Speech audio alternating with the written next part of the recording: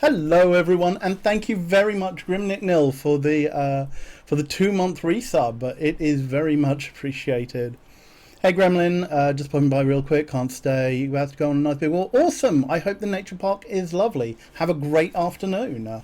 Wow, thanks, Twitch, for not updating this video. Not updating. I should be. Oh, please, hang on. Is everything okay? Yeah, everything. Ah, hey.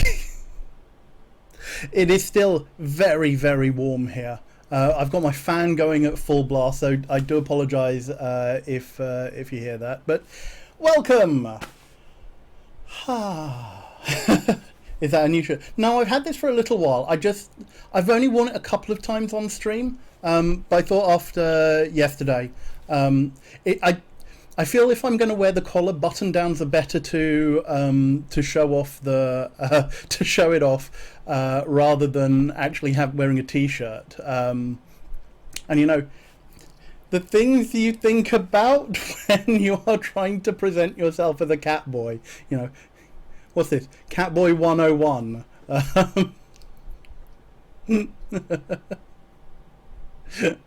Yeah, I do really, really like this shirt.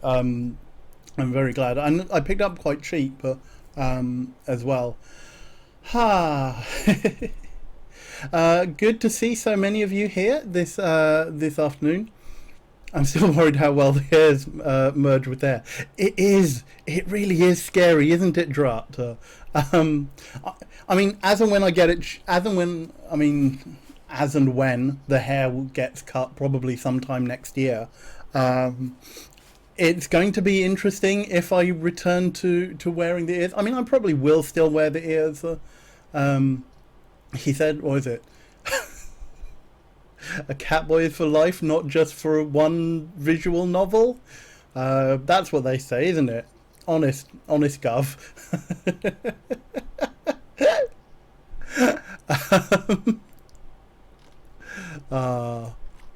Oh, we do have fun here on the time stream. What did I miss yesterday? Did we finally smooch shades? I will give a rundown in a moment, Gladio. I honestly can't picture you with the really short hair again. It is going to be weird. What is it? February 2020 was my last haircut. So, what, Feb? March, April, May, June, July, August, September. We're now into 17 months since my last haircut. Barring like a little bit of trim, because I got my dad to do a bit of a buzz around the back and tidy up like the stray hairs and the bits and pieces. Yeah, it is also weird going back and looking at some of the older videos that like I did for, like, you know, when I started on RQ streams at the like, it's also hard to believe, like, I started streaming with RQ streams for the first time January 2020.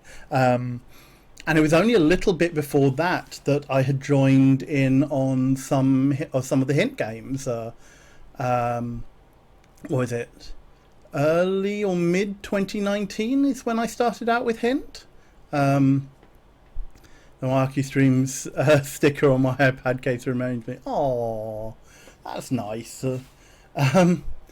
Yeah, I was yeah, it was Witcher. Oh God. Was Witcher the first one, or did we do the CP Red Jumpstart before The Witcher? I can't remember. And there were a couple of one-off. Maybe it really was The Witcher. Wow, okay. And now Catboy. Yeah. Oh, well, thank you everyone for being here with me on this journey.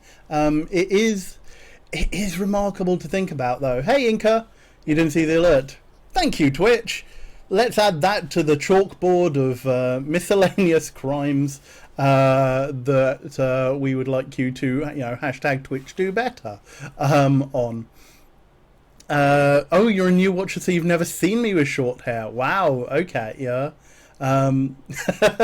Twitch is a functional platform. Honest God. Well, I mean, it functions. It functions okay. It doesn't function well for a given definition of, well, it doesn't function well for the definition that streamers want it to be. I'm sure that in the eyes of the Amazon overlords, Twitch is functioning perfectly well and functioning as intended. But you know, c'est la vie. Gets prepared to be booted off Twitch any moment for, you know, not that I'm saying anything that, you know, other people aren't saying either. To be quite honest, you know, bigger streamers than I are just as vociferous, or rather more so, about these issues. And you know, yeah, I'm being honest about it. Anna's hair is longer than my last relationship. Wow. Anyway, what are we here to do? We are here to play some more Hustle Cat. We finished one of the runs last week, but I know there are some people who joined us yesterday for the start of run 2 who hadn't seen those. So we're basically playing this as a full new run, and this time we are going to, well, at least try and smooch a cat boy. We have set our sights on our sweet, innocent barista Hayes, our colleague at the cat cafe that we have just taken up work at, and discovered that the owner has somehow put us under a curse, and all the other employees of this cafe, to theoretically turn into a cat at night when we leave the premises. However, our protagonist Avery seems to have managed to avoid that for the most part. On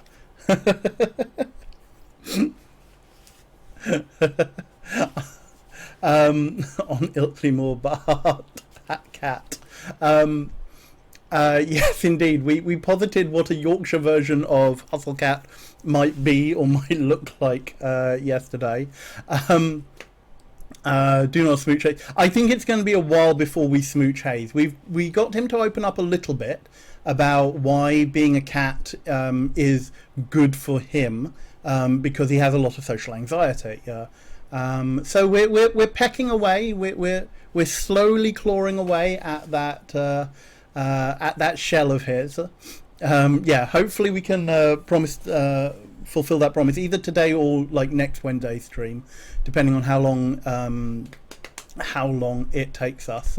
I'm hoping that we can do at least most of the run today, depending on how we're getting when as I near stream end.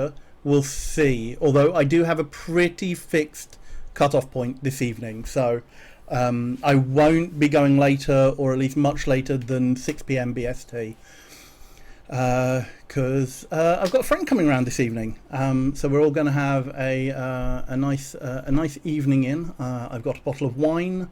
Autumn is cooking. I have made a dessert. Did Nya creep into that sentence? At this point, I would not be surprised if errant Nyas and such and errant uwus creep into my vocabulary and my everyday speech. Yes, so it is. Yes, it's just gone. Yeah, it's about 3:10 here. So yeah, I can't go longer than like 3 hours on today's stream. But hopefully we're going to get a sizable way through to the end, if at all possible. Errant Uwu's just slipping out there, like... I've lost the train of thought on where that one is going.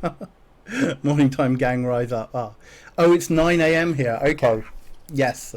Time zones, everyone. Time is fake. And... that's the other problem with it being so warm. Like my skin has started itching something chronic. So do apologise for that as well. However, I do have a nice ice cold glass of coffee milk. So at least we are in keeping with that. This This is good milk. It is not milk crime, and that is the last we are going to say about it.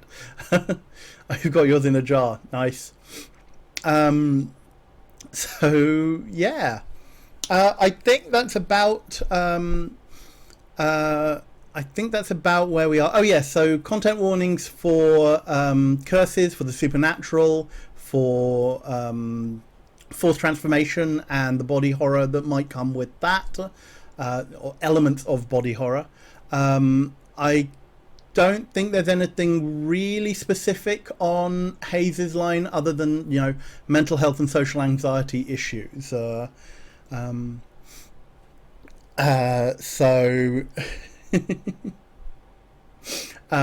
yeah, that is what we have. And at the end of yesterday, our protagonist Avery had discovered the magical grimoire that had his and his co-workers' names in it, and has started to try and work on deciphering it.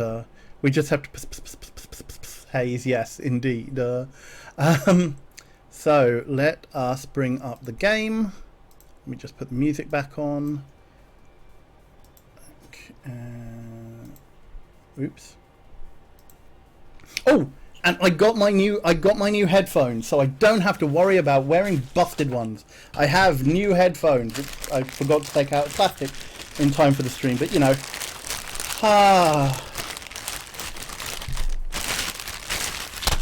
Totes professional streamer. Yes. Unfortunately, the fix that I had worked on my previous ones just didn't quite work out, and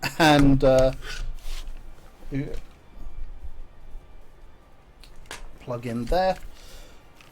Let's take that off, although I don't use a microphone on this unless I'm on Discord. Oh, because it's so good not to have the thing twisting up. I'm half tempted to actually buy another one of these and keep it in storage for as and when, but it feels wrong to have headphones in storage just because I know I'm so clumsy, and especially if you know, 40 quid a pop, which admittedly is less than I paid for these previously, but this is now a discontinued model, so I might weigh up the benefits of doing that a little later in the year, depending on how supplies are.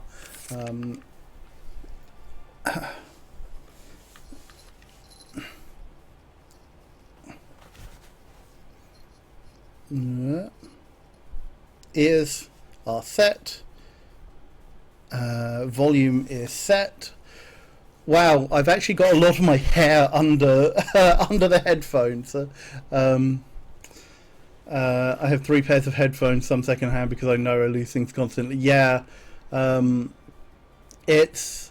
know I'm just clumsy, so that's what ends up doing for a lot of my headphones.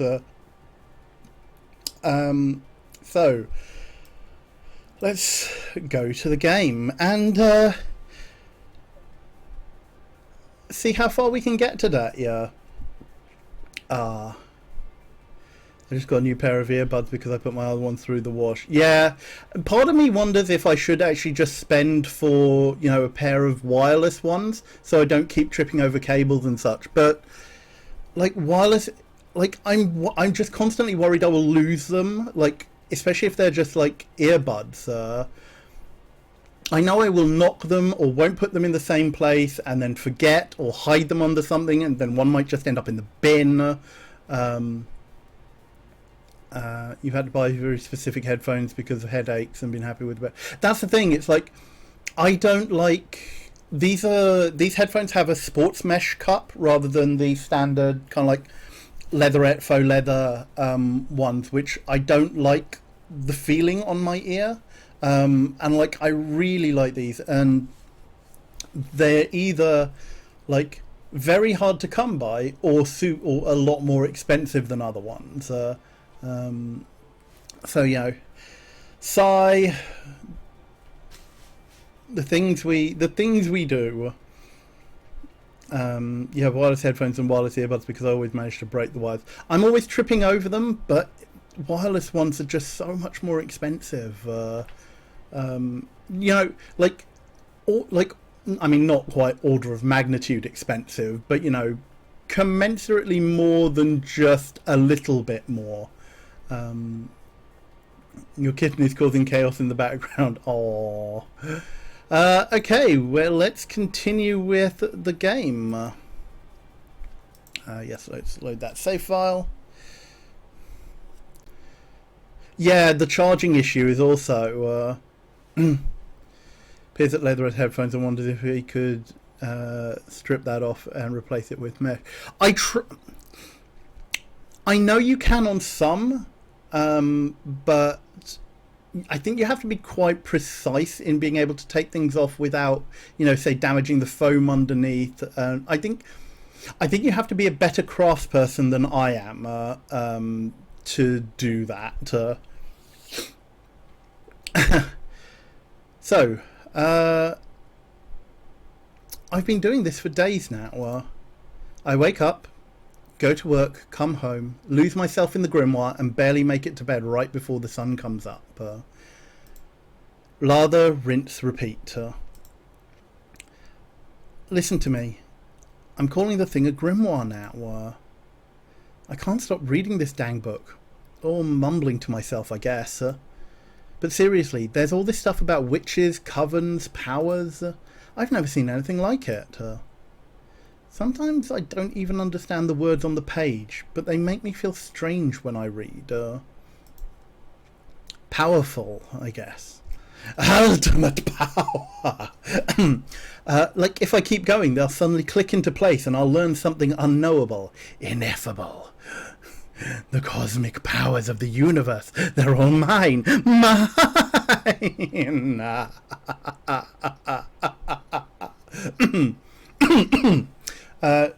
We return you to our regularly scheduled cat boy. Cosmic powers, yes, Gladio.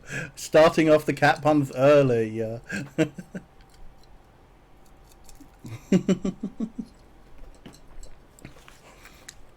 There's a reason why I generally like being GM more than a player sometimes. But, you know, go figure.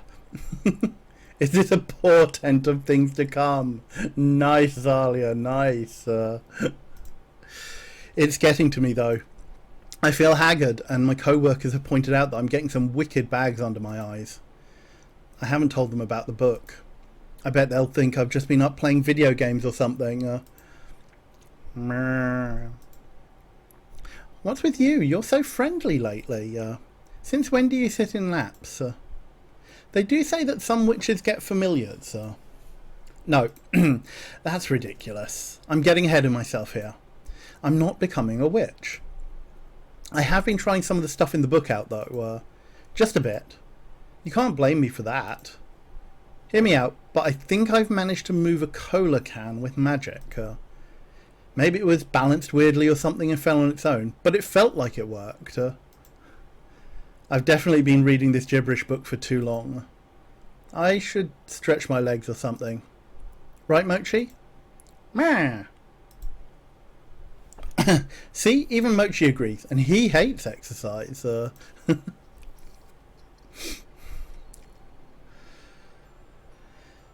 Hey, it's actually pretty early. Reading a dusty tome all night actually reset my sleep schedule to a normal one. I'm going to celebrate with some coffee, breakfast, and a nice walk. When did I become a coffee drinker anyway? It's not bad at all now that I've gotten used to it. That's because Hayes makes it. You know, sweet boy. The stuff I drink is actually a real shade of tan now, almost. My palate is refining every day.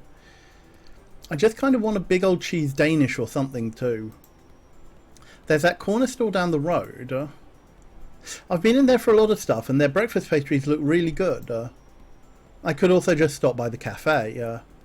It's closed to customers today, but I bet someone's hanging around who can make me a nice fancy coffee or something. Someone like Hayes. I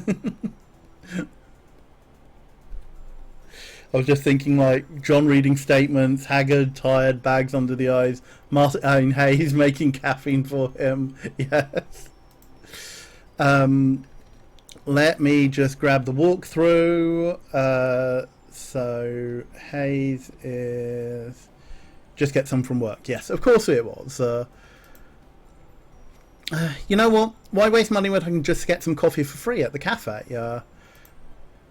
I'm still not great on that water to coffee grams ratio, but better I learn with myself than with customers, right? Last time I tried to make coffee was a disaster. It just came out as this gross brown water.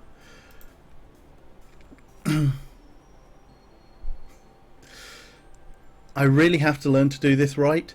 Who better to teach you than a barista boyfriend?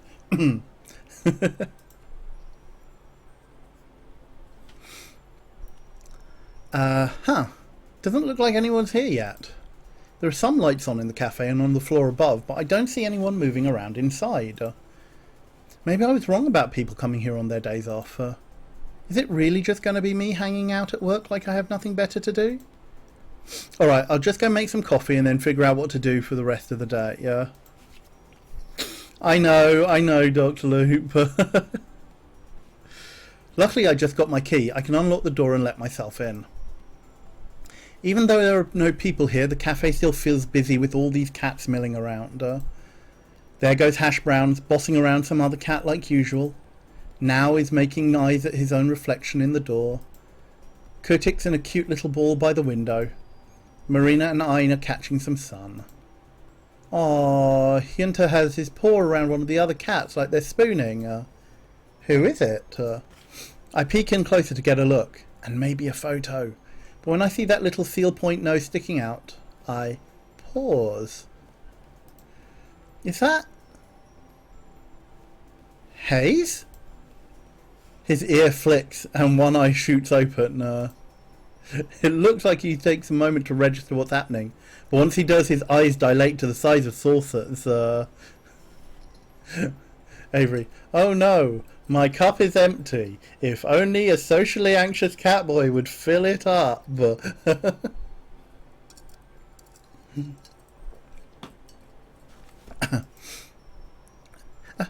Avery! His tail pops up and he backs away from Hunter at a surprising speed. He bumps into the wall and then hops a solid 6 inches into the air in shock. Hayes, calm down. It's just me. I just... Hunter was crying a what, and then I just sort of... Oh, please don't make fun of me. Hunter is one of our newest cats. He's a sweetheart stray we found wandering the street, but he scares easily, so he gets clingy sometimes. Why would I do that? That was really sweet of you. Slowly I reach down and scratch Hunter behind the ears. He's confused by all the commotion, but doesn't seem too stressed about it. But you're so thoughtful about the cats. It's great. Oh. I guess so. Thanks. I'm jealous, actually. I wish I could sleep in a pile of cats. It is pretty nice. He seems to have calmed down a bit, thankfully. How about some coffee? I could go for a cup, and I bet you could too. Okay. Yeah. I'm going to change back. Don't look okay. You got it. Despite being around all these cursed cat people, I've never seen a transformation in progress. Maybe it's not something I'm supposed to see. Anyway, it's probably as rude and creepy as watching someone get changed, so I'm not about to peek. Okay. Would you like a cappuccino? Would you like a cappuccino? I'll go make us some coffee. Pile of cat boys. 6 of one, half a dozen of another. Hey, Marshmallow. That sounds great, thank you. Score! I don't have to mess with the coffee machine after all. I sink into my favourite spot on the big circle couch and take a big old sip of my coffee. I could sit here all day. Maybe I will.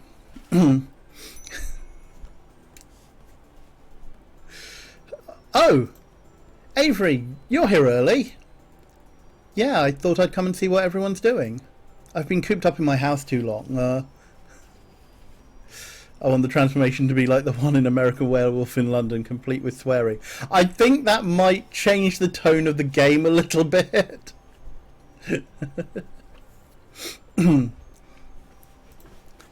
It's good to see you.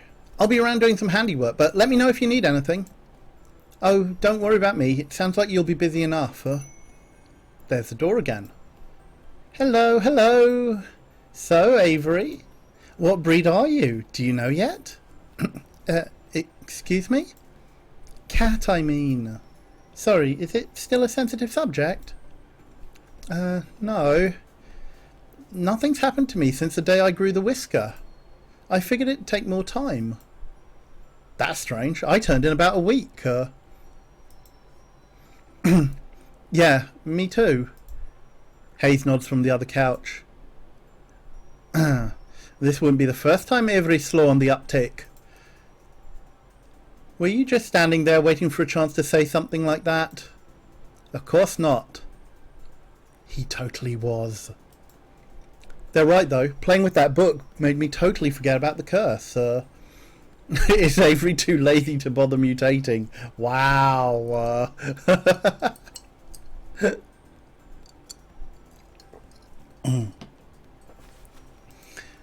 Why haven't I seen any changes since then? Well, I'm going to do some laundry. Let me know whatever you find out. Executive dysfunction level, curse resistance. Wow, that's quite a level of ED. Executive dysfunction. I shouldn't use ED in that respect. I shouldn't use that because of the general understanding of that acronym. There we go. Yeah, for lazy read laid back. Yeah, true. Not so much too cool for school, but too flat for cat? No, that doesn't work. Anil, you're better than that.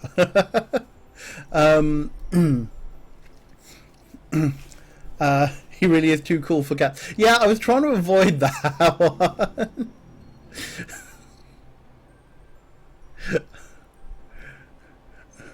I can't think of anything else that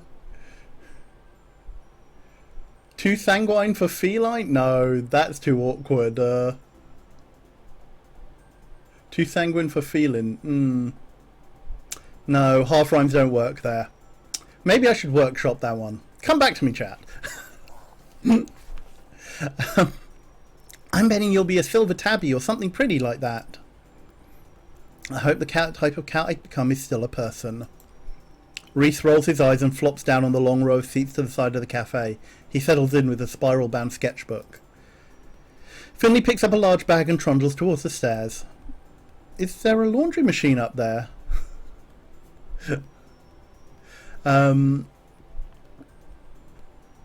Too awkward for her. Too mer for per? No, again, half rhymes. I mean, the obvious. I mean, if we wanted to use Kitty, it'd be too witty for Kitty. But Avery is not that witty. Yeah. Is there a laundry machine up there? Yeah, in Graves' apartment. He lets us do laundry there for free.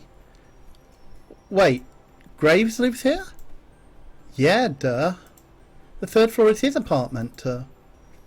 Shouldn't we see him, like, all the time? He's basically a ghost as is. He's usually out until really late at night and leaves pretty early in the morning. Too inert for per...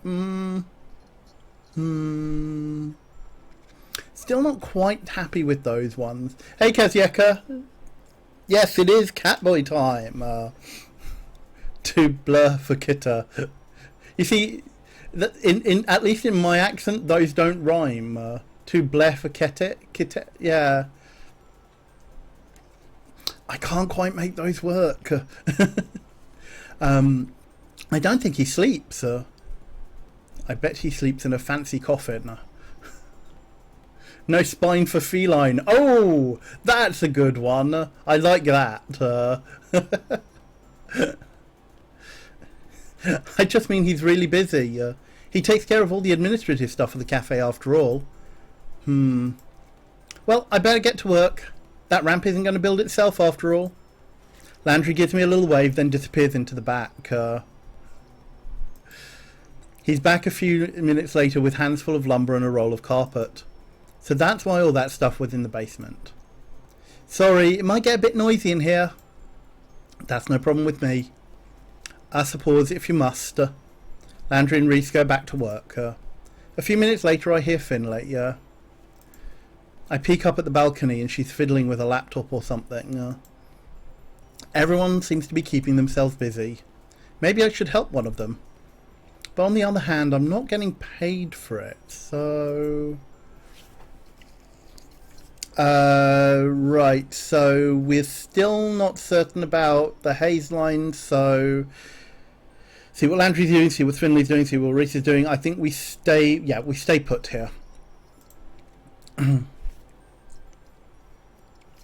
Too soggy for Moggy. Oh! I'm going to stay here and finish this delicious coffee before I do anything. Yes, finish the coffee your sweetheart has given to you. Too inclined to recline for feline. Nice one, Dr. Luke.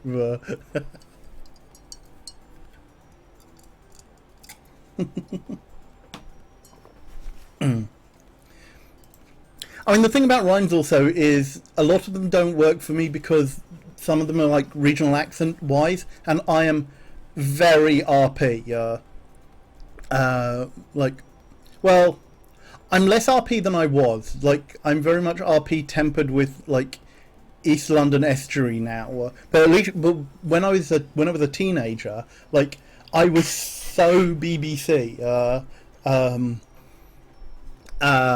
That like it hurt because so when I was very young, so primary school age, I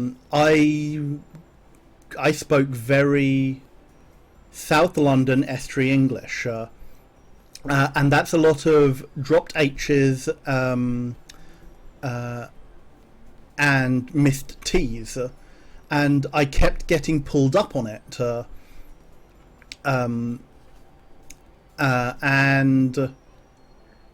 my friends have a joke that if I were ever on a podcast, everyone would think I'm white by my accent. Same Gladio. Like I don't speak like a lot of my supposed peers do. I don't even speak like a lot of people in like my hometown do. But yeah, it's like at primary school, I kept getting pulled up for the way I spoke. So I had to make a very conscious effort to make sure that my H's and my T's were in place. And so it turned out that I ended up speaking very RP, so that's received pronunciation. And that just stayed.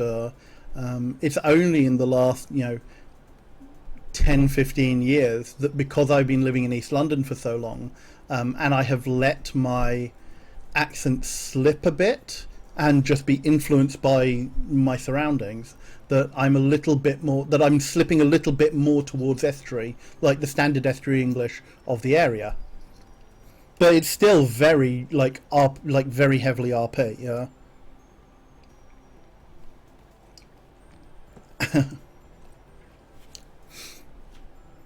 I blame an old choir mistress who used to make us do the tip of the tongue and the teeth and the lips over and over. Yeah, it also doesn't help that I was kind of forced into it because of my lisp. Because my jaw is underslung, my teeth don't match, which is I've talked about this a little bit before. It's why I don't show my teeth when I smile, and why I never learnt to do that.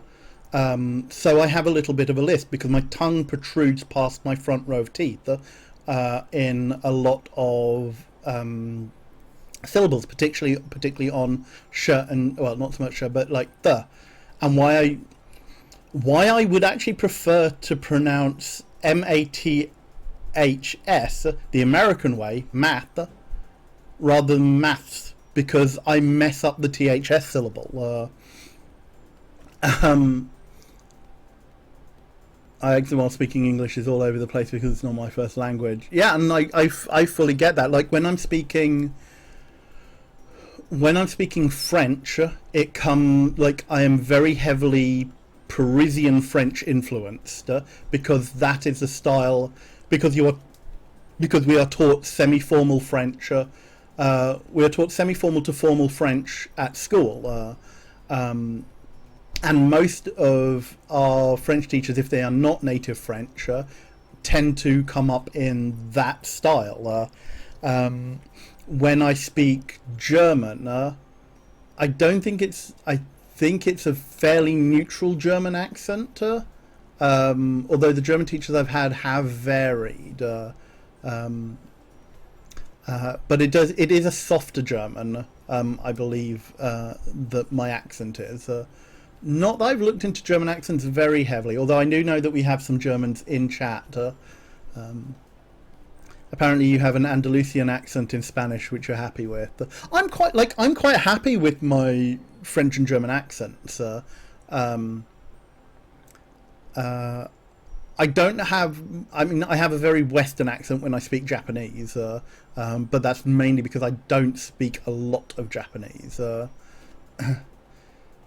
Oh no, Inca! Oh no!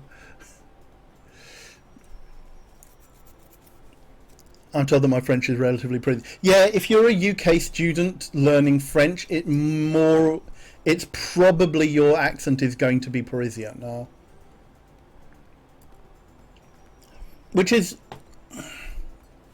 kind of like, which is a bit weird. Like I have trouble with I have trouble listening to Parisian French because it's a lot softer than other accents around France, and there's a lot more, to my ears at least. And I know my ears aren't brilliant, which is why I generally have problems listening, but not as much reading, writing. Well, I mean, writing is very rusty, but reading is a lot easier than it is listening.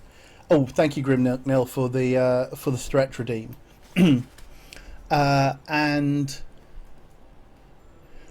yeah, it's kind of like a lot faster and a lot softer than other French accents, which is why when I was living in Paris, I actually had a little bit more problems getting on than, say, when we visited Brittany, or when we went south a bit, because it was actually easier to understand the French in other regions than it was in Paris. I'm going to stay here and finish this delicious coffee before I do anything. This is my day off after all.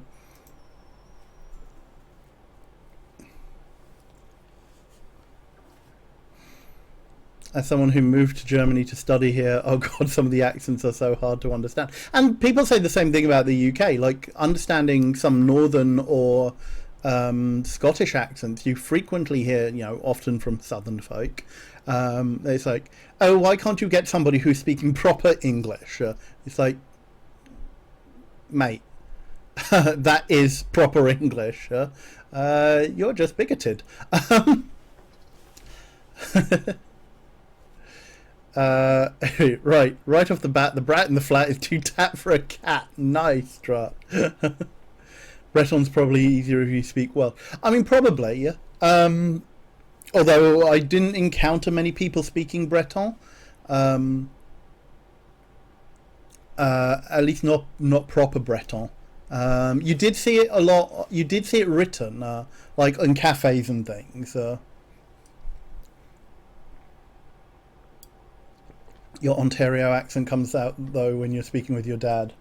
Yeah, or Cornish, I guess.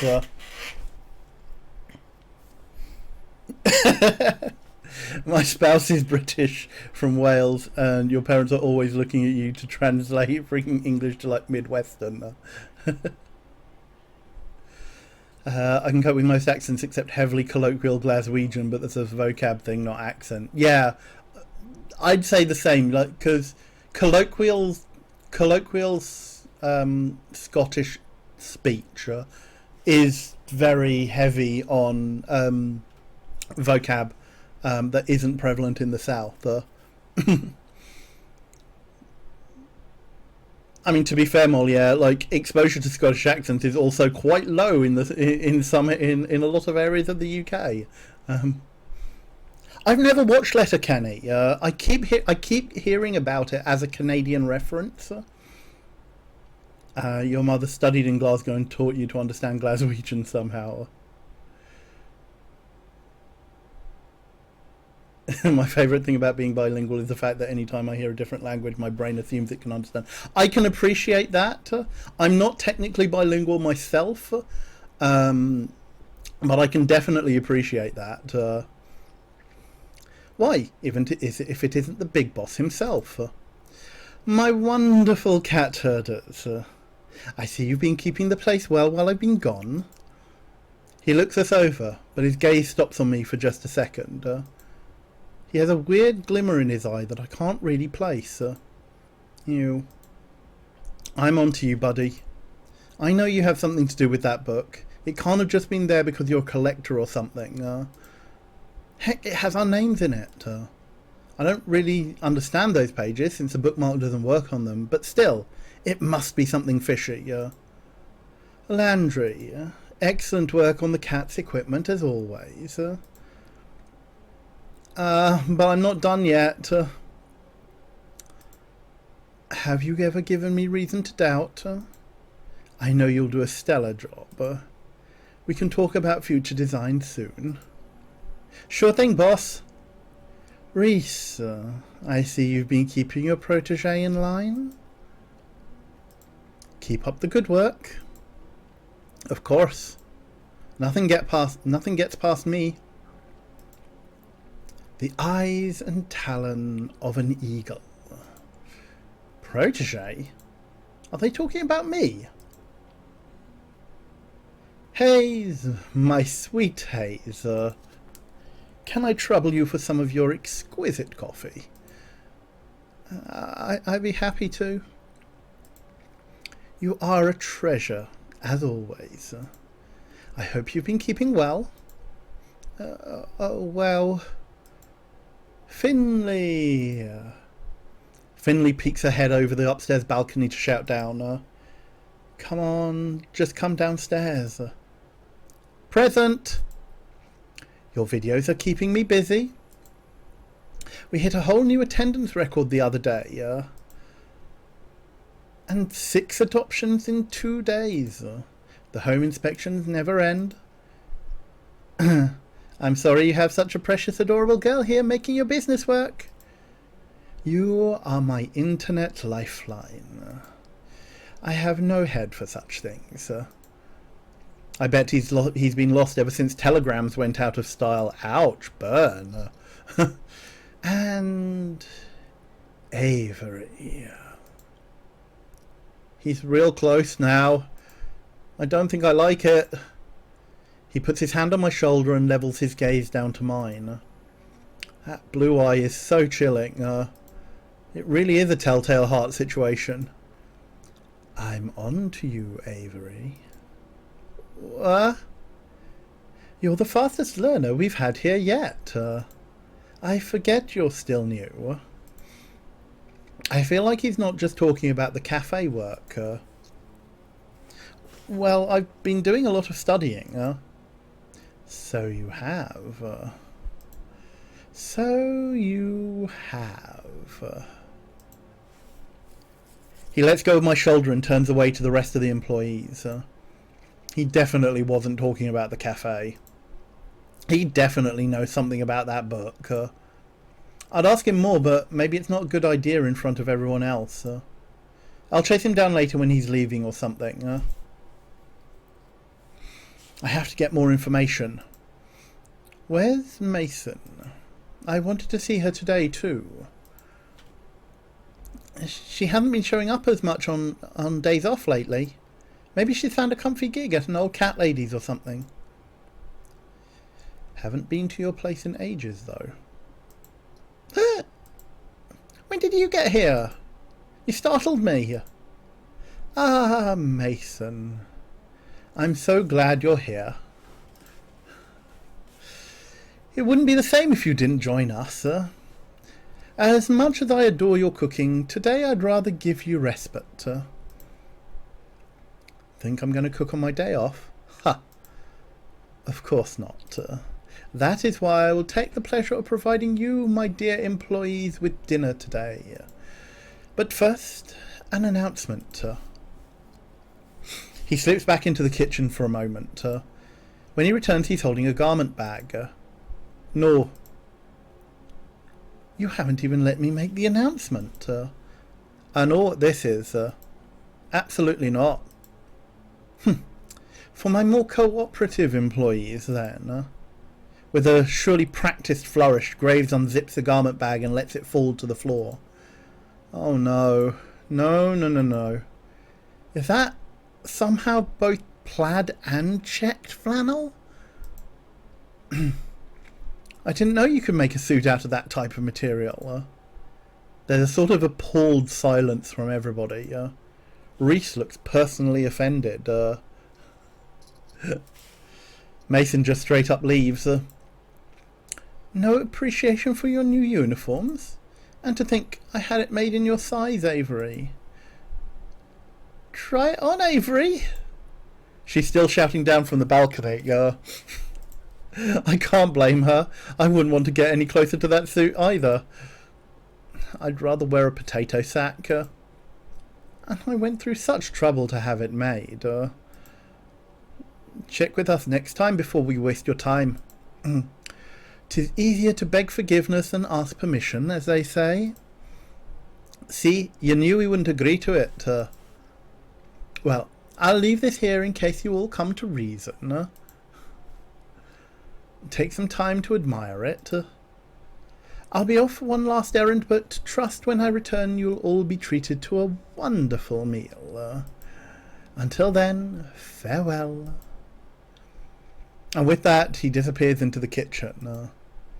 I'm going to follow him, just to see what happens when he leaves. I get to the kitchen in time to see him slip through the back door. I'm sure I'm going to see that black cat. I just know it. I peek out the door as he leaves. He gets further and further away from the cafe, but I don't see him change. Not even when he gets past the point where I know he's off cafe grounds. I guess the others already assumed he wasn't affected by the curse, but why? Does this prove he's a culprit? Gladio, I had to exile my kitten and now he keeps rattling my door like a zombie movie. Aww. Hey, CQ Cat. Nice to see you can make it. How else would he escape when whatever it was that got everyone else? Although, to be fair, I can't use that as proof. After all, I also escaped the curse and I sure as heck didn't cause it. This seems like as good a time as any to see if I can find out more about what's going on. I peek back into the main cafe. Looks like everyone's back to what they were doing before. The newly arrived Mason has kicked up her feet on the couch and already seems to be dozing off. Finley did say we have free access to Graves' apartment after all. I could go on and see what he's got hiding up there. I'm also kind of curious about what it looks like. But then again, if he was hiding something there, wouldn't someone have noticed by now? Maybe he keeps all his magic stuff in that creepy basement. I wonder which would be better to search. So we have to check out the basement. It worked the first time, right? I bet that's where all the nefarious stuff is kept anyway. Maybe Graves is a hapless idiot caught up in someone else's plan. Maybe I'm supposed to think he's a witch, but it's actually someone else using him as cover. Wouldn't that be messed up if it's one of the other workers at the cafe? Oh, Avery, your conspiracy theory brain. I can't see any of them as the mastermind type, but what do I know? Hey, Alice cannot dance. Rushing up fashionably late. How are the boy cats? Boy cats are indeed catting about. Only go to Graves' apartment if you want to talk with him. Ah, okay. That may also have been one of the things we... Although that wasn't a factor on Finley's line. I wonder if Finley is a default. Like if you don't actively hit anybody else's, you end up with Finley. Well, I suppose I should prepare myself for some snooping.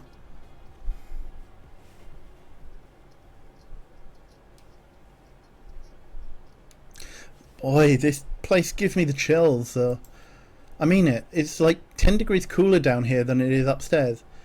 Hey, Loki Mimic. Welcome, welcome. I think you have to get a certain number of beats to pass the threshold. Yeah.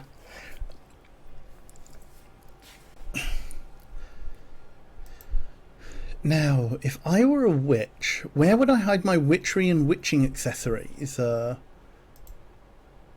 take a brief walk to the immediate left of the stairs, but there's nothing here but cafe and cat supplies.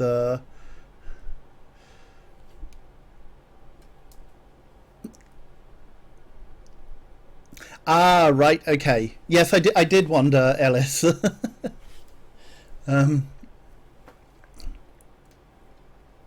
Thanks for letting us know, and I do hope, yeah, let's, fingers crossed for the less gender dysphoria.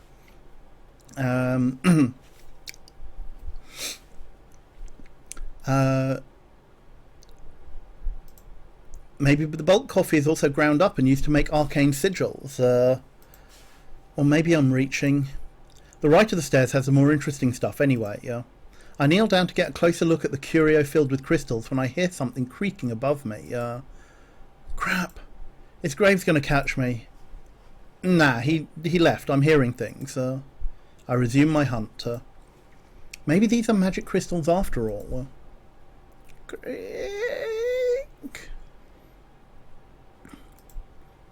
Creak.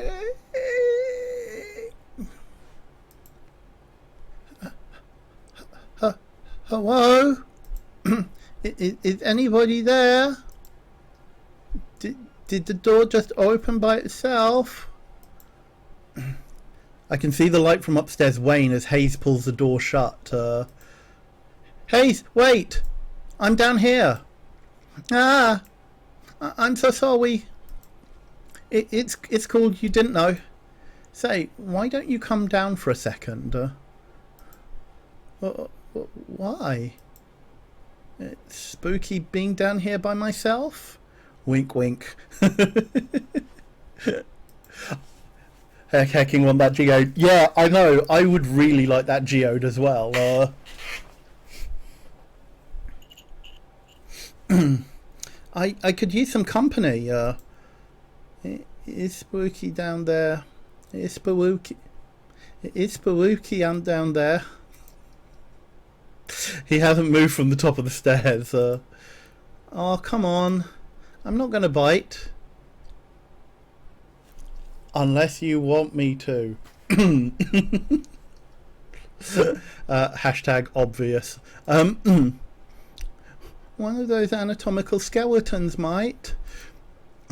There are a lot of weird things down here, but I'm sure none of them are haunted. Are you? Well, He's got a point. If there are curses, we really can't rule out hauntings. It would seem awfully arbitrary to draw the line there. Oh, thank you, Moliere. Thank you for spotting that. Yes, chat. I will need ear check from time to time. What are we to do? I'm haunted by my decisions to woo. I don't know if those lines were supposed to go together, Grimnick Nil and CQ Cat, but well, I definitely don't want to be hit down here alone then. Please? Oh, I don't know. Look, if something is haunted, I'm going to punch it in the nose before it even gets to you. Oh, Avery. So noble. But I don't think skeletons have noses anymore. You're right. That makes it even worse. Ah, what was that noise? Something, or someone, crashes to the ground. Ah! Nah! What? I don't know. It's okay. No, not knowing is not okay. I spin around to the supply shelves. A dusty-looking can rolls under the spice rack. It's nothing. Don't worry. I don't want you to be down there anymore, Avery. Aww, concern. Are you worried about me? Yes. Why don't you come up here instead? Then we can close the door. I'll help you up the stairs. This is a waste of time. We're becoming a paranoia feedback loop. I better get out of here. Well, at least you noticed that.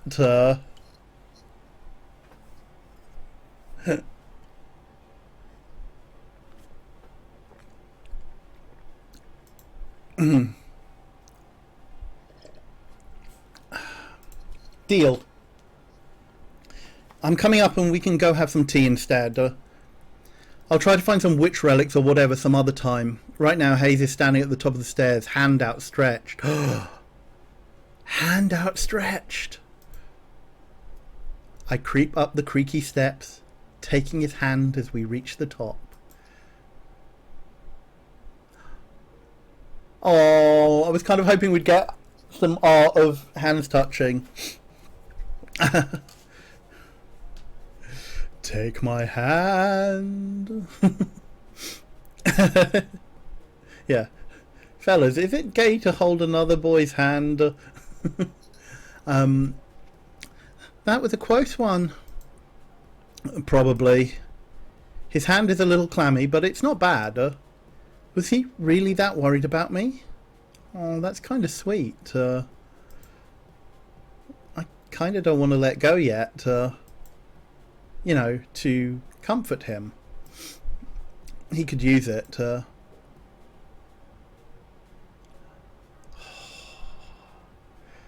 Well, that was a bust. Mostly.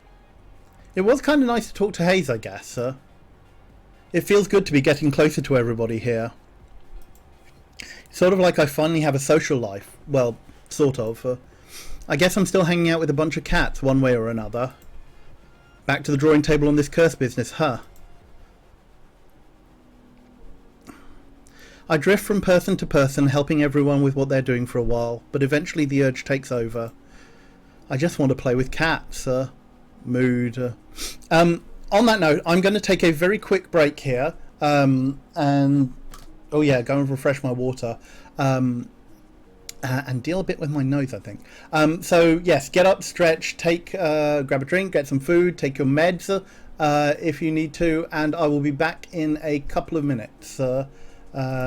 Take care, folks.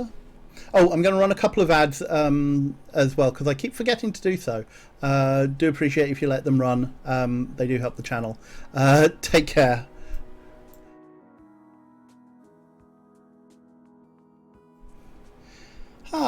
Okay, good. Right. Sorry for the delay there, chat. I decided to take an antihistamine to see if it will help me cut down on the itching. But was having trouble finding my medicine bag. So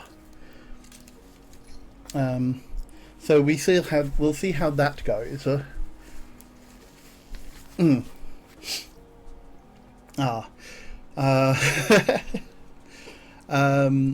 Yeah, and actually, you know, on that front, like, I'm really glad that you're, you know, caring, understanding community, and that, you know, if this is why I would never be a professional TV or high speed, because, like, you know, you do something slightly wrong that looked unprofessional, and, you know, we're not doing anything to, you know, help you. Hello gel. Ooh, Loki mimic. That's a nice idea. That might, because aloe's really cooling. I'll have to look into that.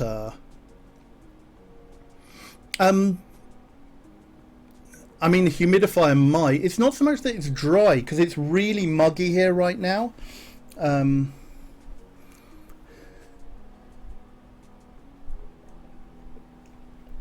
I think it's also just down to the fact that, you know, I've not been taking good care of my skin during the panini as well.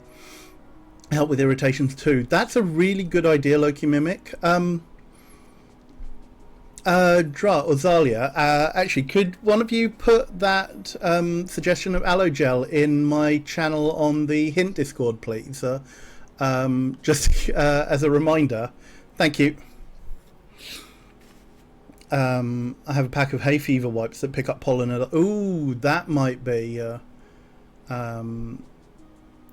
Yeah, got to get some quality moisturizers. Yeah, I really should. I mean, I really should put some more thought into my skin regime as I get older. Mint water has similar effects, but it's not long lasting. Ooh. No, I don't have fresh mint either. But good suggestions. I will look into those. Oh, hang on. We've had a dubious follow, haven't we? Oh, I'll deal with that after stream. Anyway, let's get back to the game. Where is game? Game plus.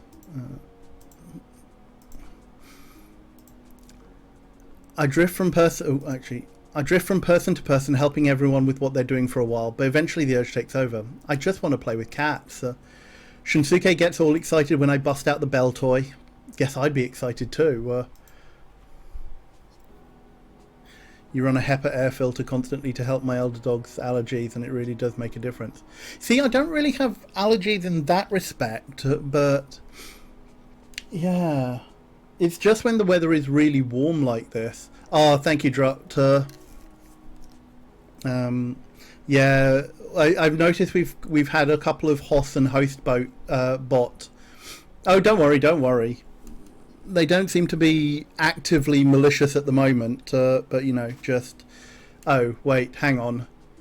That one was right. I'll have to run Freachy's list as well. That's fair. Melcy's just allergic to half the state of Georgia. Oh. Owl gets messed up on the catnip toy. Now is swatting at his own tail, but I think the tail might be winning. Valentine is rolling around, kicking at nothing in the air. Seems to be having plenty of fun without me, yeah. Marina chases the feather on a string all the way up to the platform. Wish I had that much energy. And then they start taking naps. And that seems...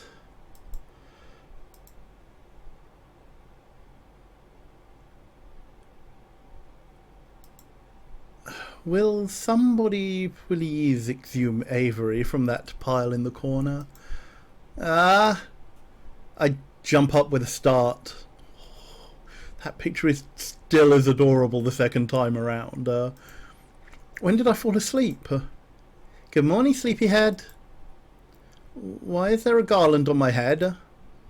In fact, I seem to be covered in cat toys. What the heck? Well, we tried to wake you up. With catnip? What is all this? Finley. What? I just put a mouse there to see if you'd wake up. And then you didn't. So I put another. And another. And another. I got some really cute pictures out of it. Oh my god, please don't put those on the blog. Why would I ever do that? I fling a catnip mouse at Finley as hard as I can. It ricochets off her head. Ow! Hey! Okay. They won't go on the blog. Good. Today. No. Finley, be nice. All of you, stop distracting from the matter at hand. Hey, Hannah! Dinner has arrived. Oh, I thought you were actually going to make dinner, not just order takeout. We usually order takeout on off days. It's nice to get a change of pace and try some of the other restaurants around here. And there are fewer dishes to wash. The cuisine du jour is brought to us by the Thai restaurant downtown, so you all so enjoy. Avery, I believe you will be experiencing their splendour for the first time tonight. What did you get? You didn't ask me what I wanted from the menu. I did, actually. You mumbled something about pad thai, then rolled over on the top of a bunch of cat toys. Well, I mean, that's what I would have wanted, so... I look over to the tables and it looks like they've pulled them all together into one long row again.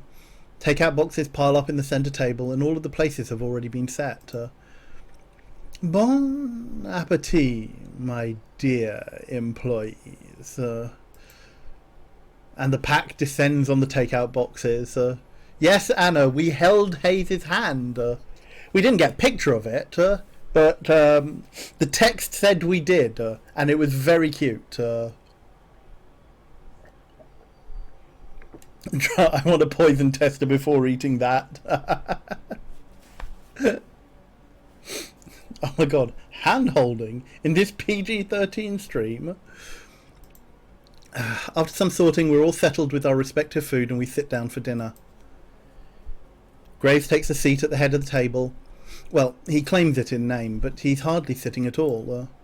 When he's not flitting between us and offering drinks, he's standing behind his chair and telling a story in as grand a Graves gesture as you'd imagine.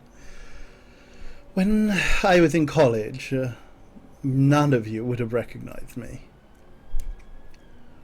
What, did you take a break from your goth phase? You go grunge for a while? I would... Ooh. I do like that TOS emote.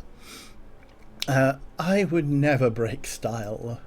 No, in fact, if anything, I suppose you could say I was more goth then. I had long black hair and wore such elaborate makeup. If anything, that sounds more on brand than you are right now. Why stop?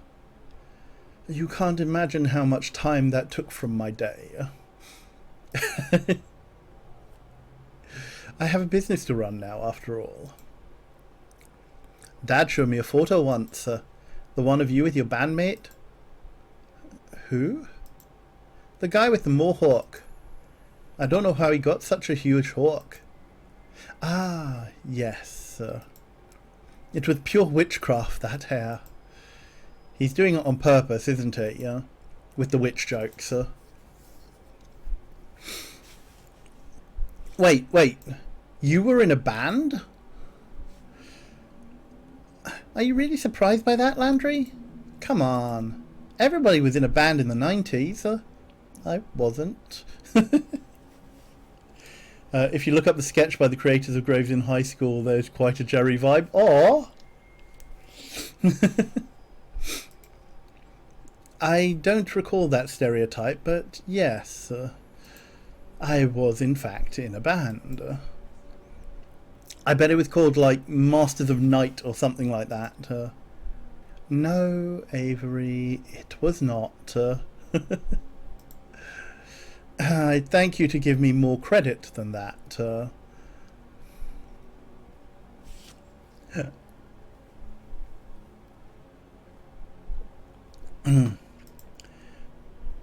Nah, no, more like Nightly Nightshade. Or Dark Carousel. No. Sawow's a blood. God.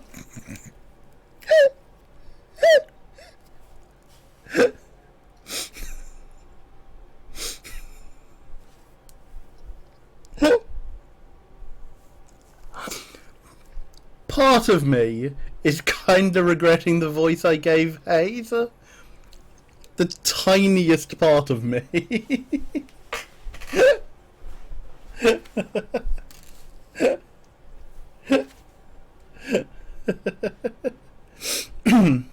Et tu, Hayes? You're all so cruel. Or is it, you're all so cruel?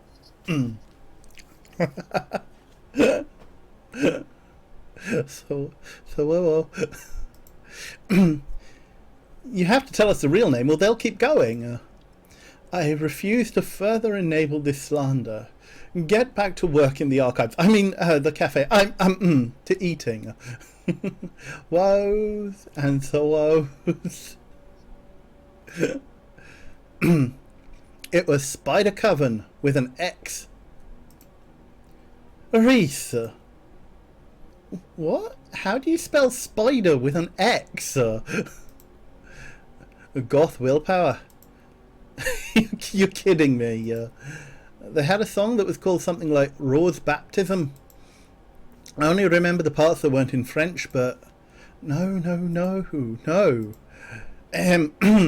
It went something like, no, this is traitorous. My own pupil betrays me. Trap with him all mind, something in French. My will dissolves to blood.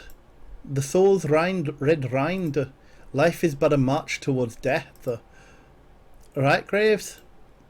Graves isn't listening to us anymore. He's pacing around and mumbling in agony. Yeah. Goth willpower is one of the greatest forces in the universe. With it, we can overcome anything except a request to arrive at anything on time or the cursed Daystar, not gay star. Thank you, Dr. Loop. How do you know all of this, Reese? Graves and my dad went to college together. He went to their shores. He met your mother at one of them, if I recall. You have me to thank for your very existence, my boy. Don't put it like that. Everybody's laughing and having a good time. Even Graves is being a good sport.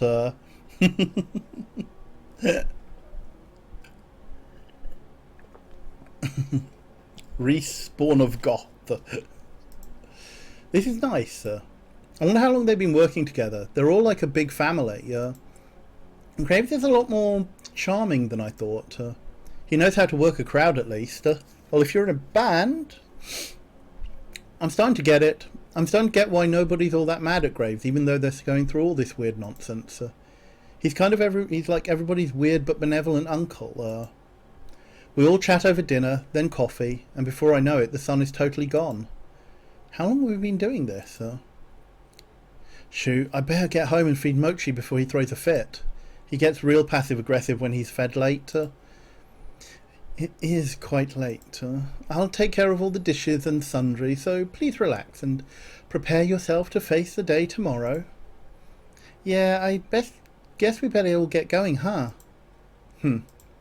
Later. Mason's already headed out the back. She barely even turns her head when she waves goodbye. Alright, everybody. See you tomorrow.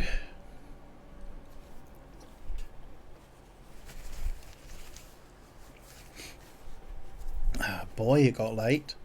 The street lights are on, but I still sort of hate walking the back roads at night because they're kind of sparsely lit. I don't know why, but I feel a little like that's a bad idea tonight. I decide to take the other way home. It's a bit longer, but the store lights are brighter once I get through this alley. Besides, it's pretty nice out. There's a lot of rusty junk on this street. Did someone just dump their crappy old bike here? Rude. How long has that been there? It looks like it's been around for years, but I don't remember seeing a messed up bike like that yesterday.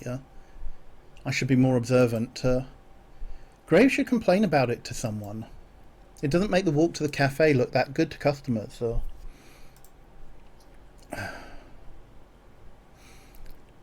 I can't shake this creeping feeling clawing up my spine. This is a quiet neighbourhood.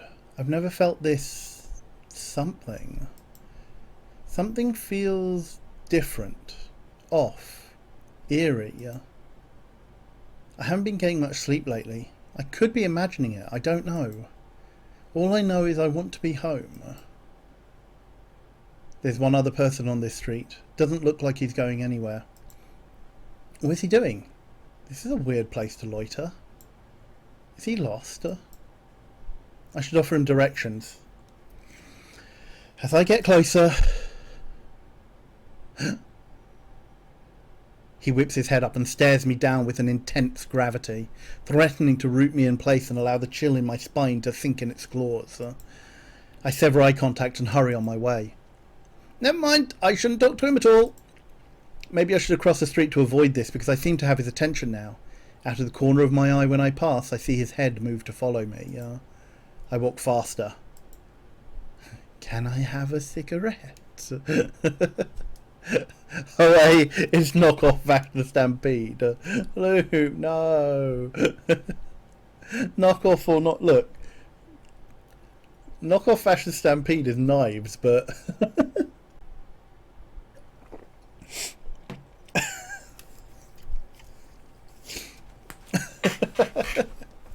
I know.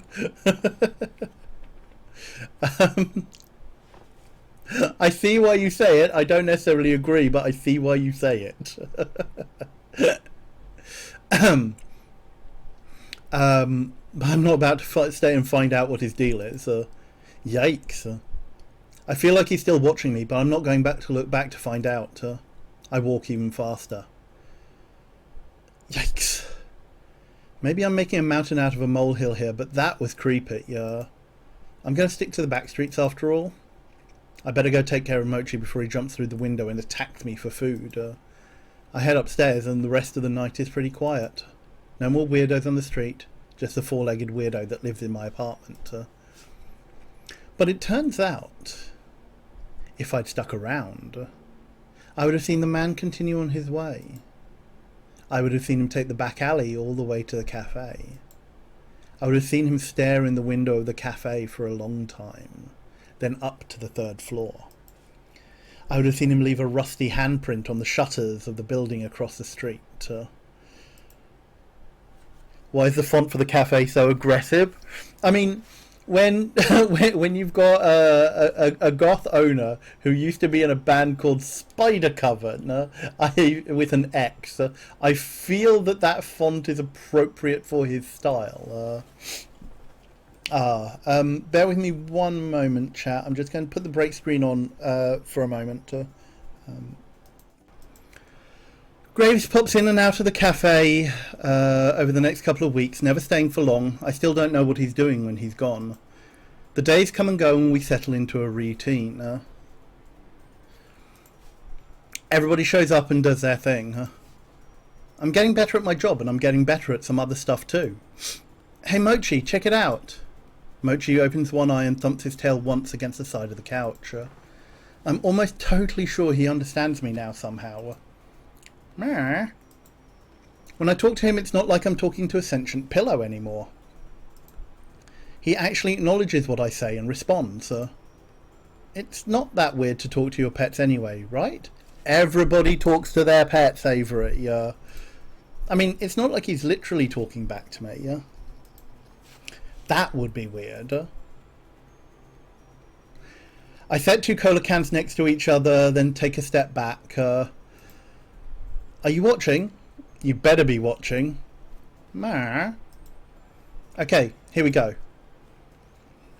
I concentrate and the cola cans flutter apart into long ribbons like potato peels. They collapse on each other and form a jumbled mess of aluminium. There's some soft crunching while the ball of soda can wobbles around a bit. Shapes begin to emerge from the ball of aluminium ribbons. Arms, legs, ears. Then before you know it, ta-da! A soda can sculpture of a cat. It's you! Mochi makes a little huffing noise, then closes his eyes. I set the cat sculpture aside with all of the others. What, you don't think it looks like you? You're the worst audience. I'm going to show this to the guys at the cafe. They'll appreciate it.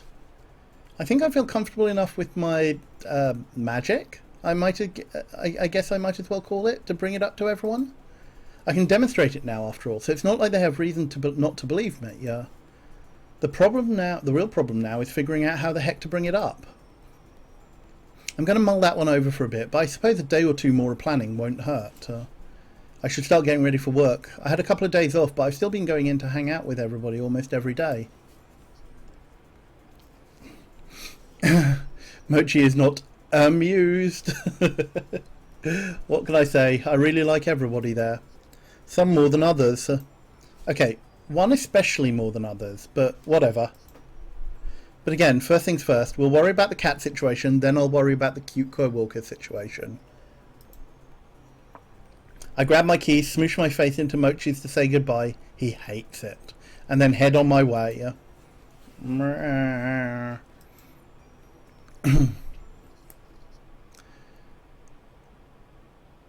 I haven't seen any trace of that creepy guy since I saw him a while back. So I've started trying that other route to and from work when I need a change of scenery. It's not a great change, to be honest. There's still a lot of rusty junk lining the road, and it feels like I see more every time I come down this way. It's so deliberately placed that there's no way it isn't on purpose. There's a stack of old car parts that almost looks like a tower if you look at it the right way. It's almost artful. Today, though, there's a different addition to the walkway. Graves? Anna. Avery. I love everyone equally. 10 minutes earlier. I don't care for Landry. Oh wow, an Arrested Development meme in the year of our Lord 2021.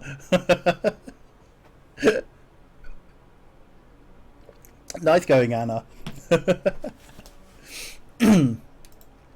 He's right there, very much human, standing over the rusty, decrepit bike. He's so lost in thought, I wonder if he even notices I'm here. Graves? What's up? Oh, Avery. Just assessing the litter around the cafe. Yeah, it looks like somebody's been using this walkway as a trash dump. So they have.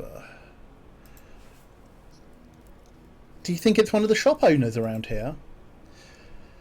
I know the culprit. The true matter is to properly deal with its disposal. That's not our job. If you know who it is, make them do it. Regretfully, I do not believe we can stop him. He looks so serious. I mean, I can't blame him. This is an eyesore and it's probably hurting business. What a jerk. Who is it? Nobody you know. Don't worry about it. Well, I guess if he's not going to stop, we should start cleaning it up.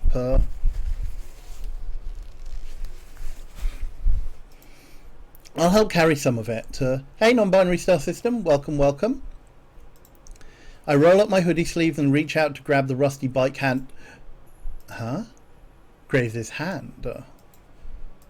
His fingers coil tightly around my wrist so quickly I didn't even see him move. Don't touch it.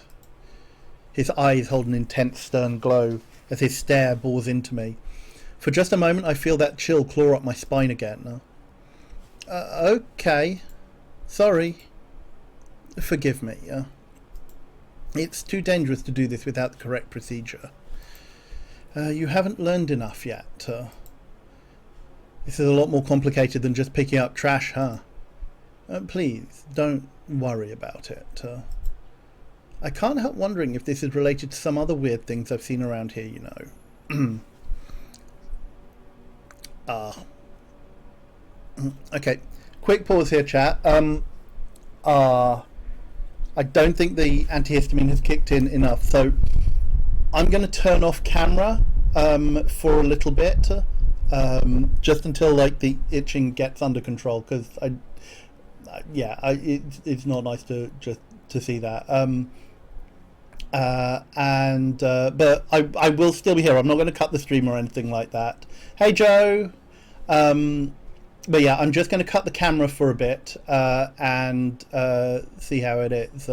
And maybe I can turn the camera back on when the itching is a little bit more under control. So let me...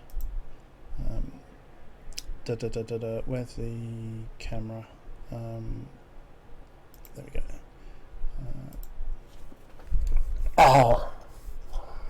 Oh, Joe, yeah, it's just, as I say, it's really warm here today and my nose is just itching something terribly.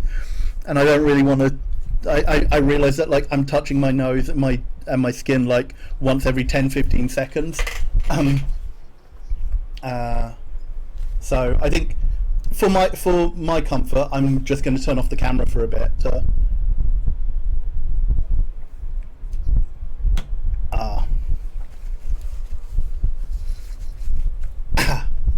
But I'm still here. You can hear me jingle. You shall just have to be.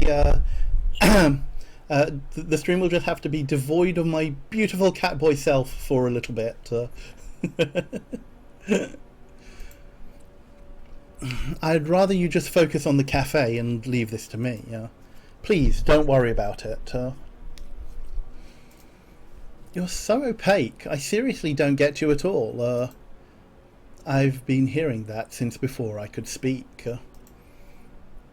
We've just started a thunderstorm in Yorkshire, so I'm finally getting some blessed release for the heat. It rained last night, and it was really nice when I went out this morning. The air was nice and cool, but like the humidity has just ramped up.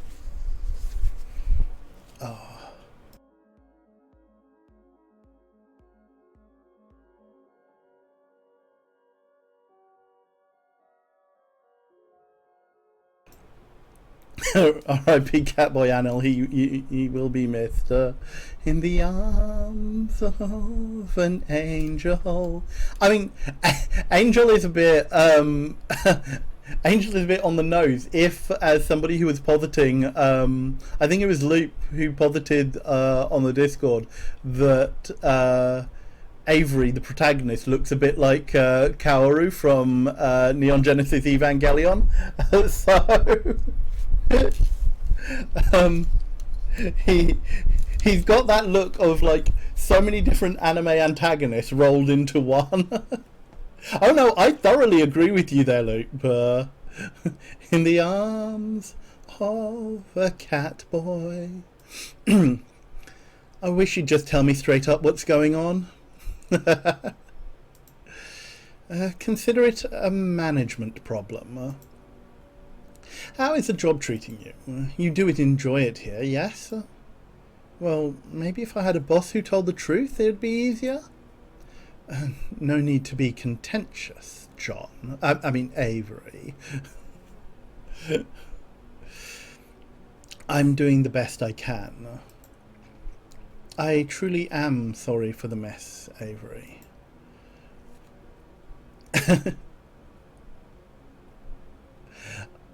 I'm not the one you should be apologising to. Talk to the rest of the staff about that. Best case scenario, this will be dealt with soon and we can all forget about it. And if the best case doesn't happen, then we'll have a new bridge to cross. Well, you'd best head in. You wouldn't want to be late after all. You going to write me up or something if I am?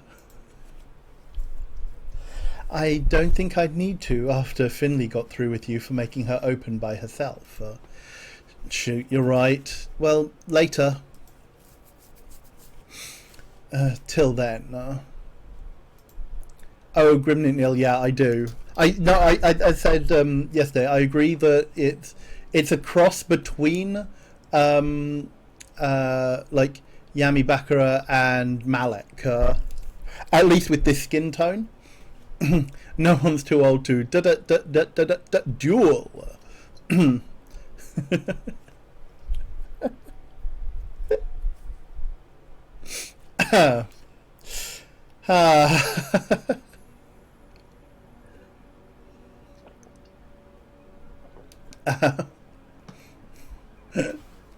There isn't much time until we open, so I hurry off to the cafe.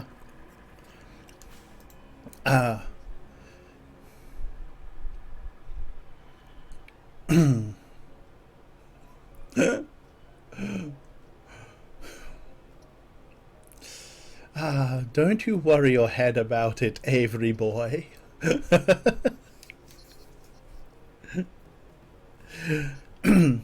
Actually, I kind of fancy just watching a best bits of Pegasus compilation now.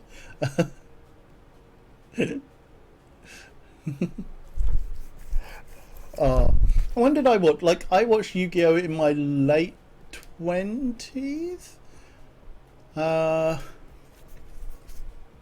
Yeah, I think I watched all of the base series of Yu-Gi-Oh when I was in my late 20s.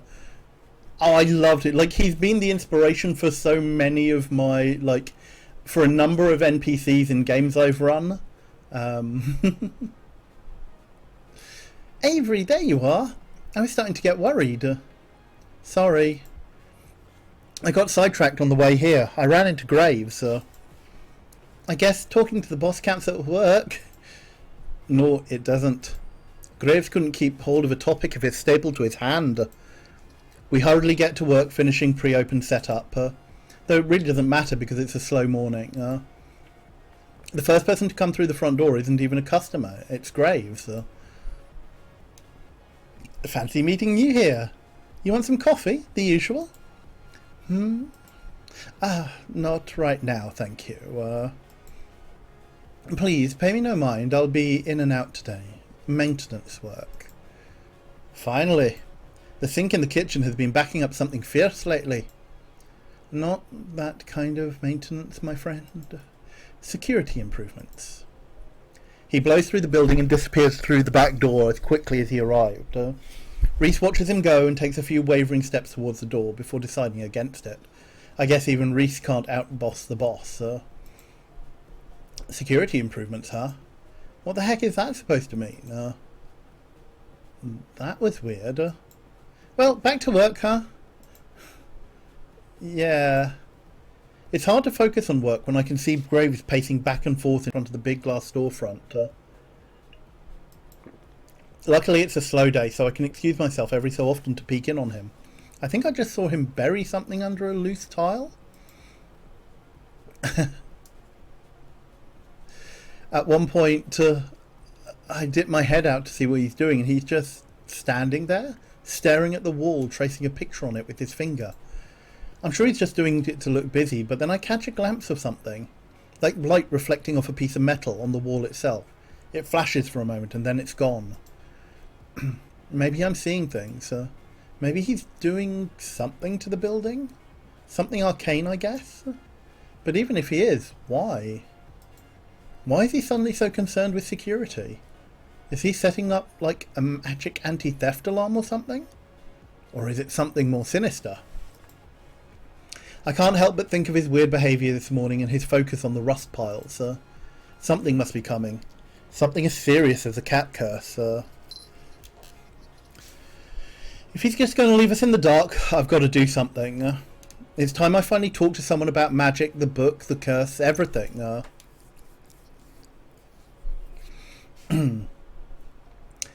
Hey, Hayes?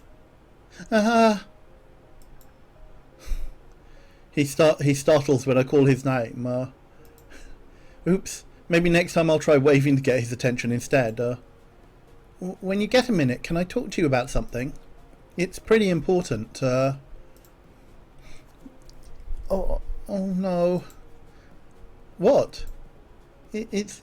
Did I do something wrong? What? I made you mad about something, didn't I? You're mad.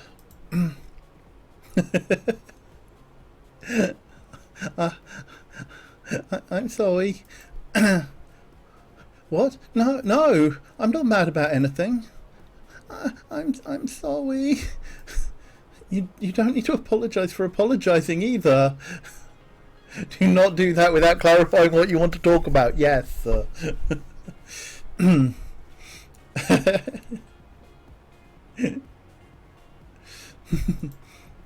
going to get caught in a loop here. You're right. Can we talk about it now?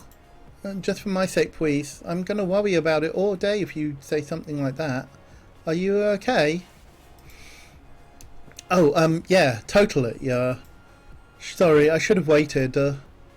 Oh no, I didn't mean... Oh gosh, I'm making this wee complicated, aren't I? He's so nervous. I thought we'd gone to know each other well enough that he'd be over it by now. But it looks like I've still got a few barriers to break.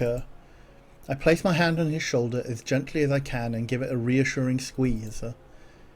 He looks up at me with unabashed surprise. Well, at least I don't see any panic. Can we go to the basement to talk? Can we go to Graves' apartment instead? I'm not too fond of that basement. Oh, right, sorry.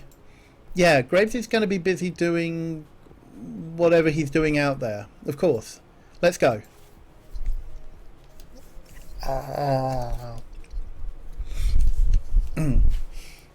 It's not too crowded at the cafe right now, and we're fairly well staffed, so I tell Landry we're going to make a quick break.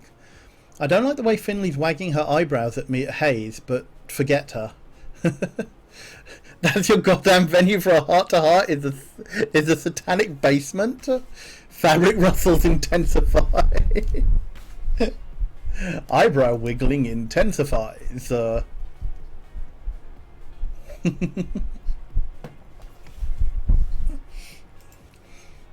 It's important to me that Hayes hears this before everyone else. I feel like he'd be a lot more comfortable hearing this from me directly instead of getting surprised in some big group.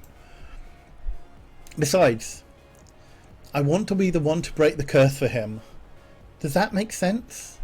I'm not trying to be a hero or anything, it's just I kind of want to make him smile. I hope this doesn't freak him out too much in the interim. Should I sit down, or if you wanna? I mean, it isn't like a big thing, you know. Well, it is, but okay. To get right to the heart of it, I think we're under a witch's curse.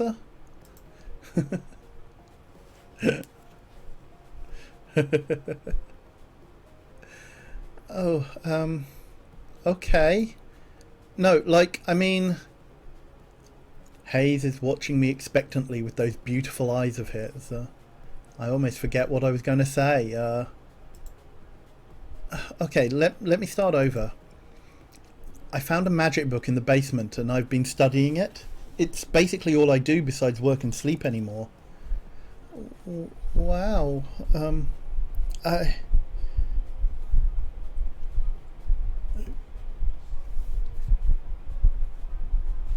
I had no idea anything like that was here. I guess Graves will collect anything.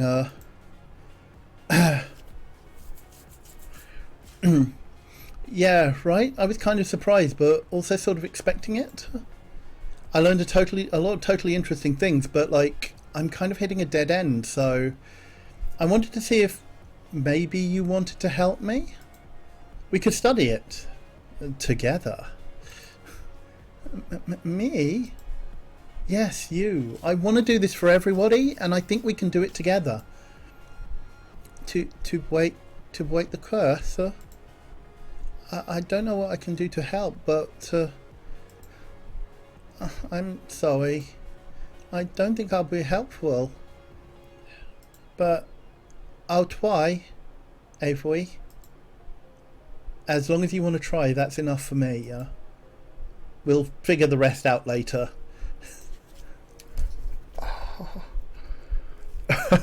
When he said witch's curse, lightning just flashed outside your window. Oh wow, non-binary star system. I summon the heavens.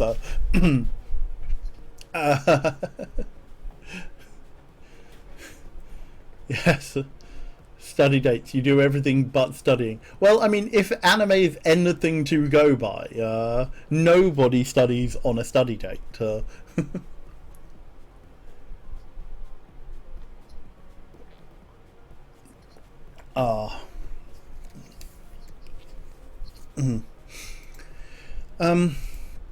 How about Crash Course in Magic? The book is at my place, so as long as you don't mind coming over, we can study there. Oh yeah, okay. Your place sounds. That sounds nice. Meet me out front once our shift's over, okay? It's not far, so we can walk together. Okay. Okay, I can do that. Good. Alright, we better get back to work. See you then. Okay, see you. I make my way back down to the cafe. Finley gives me a big sloppy wink as I step off the stairs. Yikes. Study dates and anime. Put feet under kotatsu. Talk about anything but what you're studying. Yeah. So, how'd it go? What? How did what go? You and Hayes, huh? Oh my god, no. Don't get ahead of yourself. It's so cute. Did you melt his icy heart? I mean, I guess it's not icy per se. Cool. Then. Chilly? Lukewarm? No, it's not like that. Your blushy cheeks are telling me otherwise.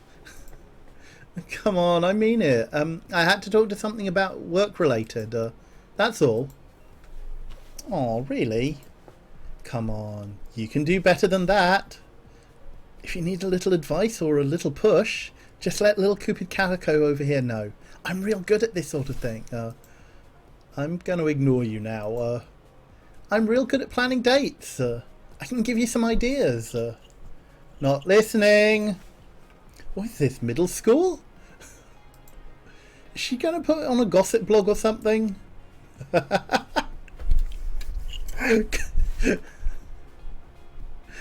Signing off, Gossip Cat XOXO.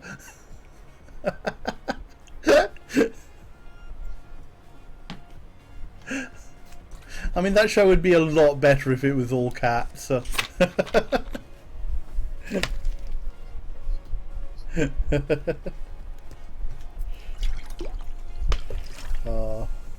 Finley is on AO3 as we speak.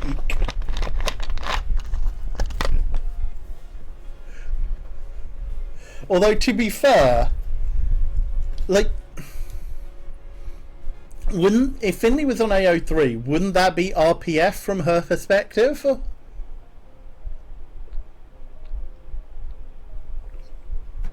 I'm not sure.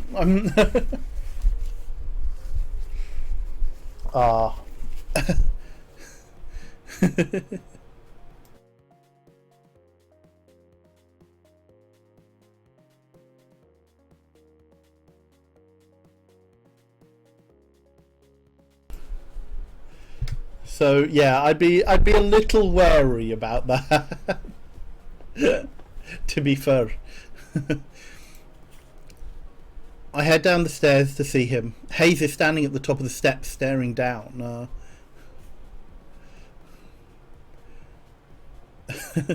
Group chat, Finley, Mason, Landry, like, Finley, oh my god guys, you won't believe why. Mason, leave it or no donuts. Landry, swear emoji. Yeah, I feel that Avery isn't exactly isn't exactly being subtle in his affections. Reese doesn't get to be in the group chat. I don't know. I feel that Reese is probably left out of a number of them. Or Reese removed himself, yes. Welcome, thank you very much, Zenobium, for the follow. Much appreciated.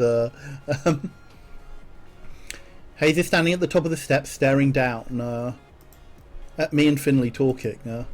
When he sees me, I see his shoulders jolt and he hurries to clean the espresso machine a little too vigorously. Crap, he heard all of that. He pretends I'm not here, so I'll pretend to be busy too. In the kitchen. Away from cute boys in glasses and nosy calico girls. I spend most of the afternoon doing busy work for Mason. Finley and Landry are covering the floor and Hayes is still upstairs cleaning. He set up a Slack channel instead. Oh, that would be just like Reese, wouldn't it? Actually, no. Reese has a Slack channel with Graves to talk about this sort of thing.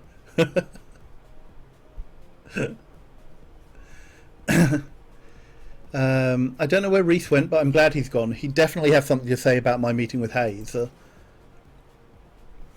Our shift ends. I wait for Hayes outside. It shouldn't be long now. I hope he's still coming. He wouldn't ditch me over Finley's teasing, would he? Finally, I see a skinny Siamese cat round the corner. Sorry for the delay. No, it's fine. Don't worry about it. It's fine. How are you? I'm okay. Why? Just wondering. Oh, okay. Thank you. Sorry. Thank you. Thank you. All right, let's get going, shall we? Lead the way. It takes us a while to get back to my place. Cats are pretty quick, but I don't want to make him run to keep up with my pace. It's not like he's my pet or I'm walking a dog. Maybe I should have offered to carry him. No, he would have hated that.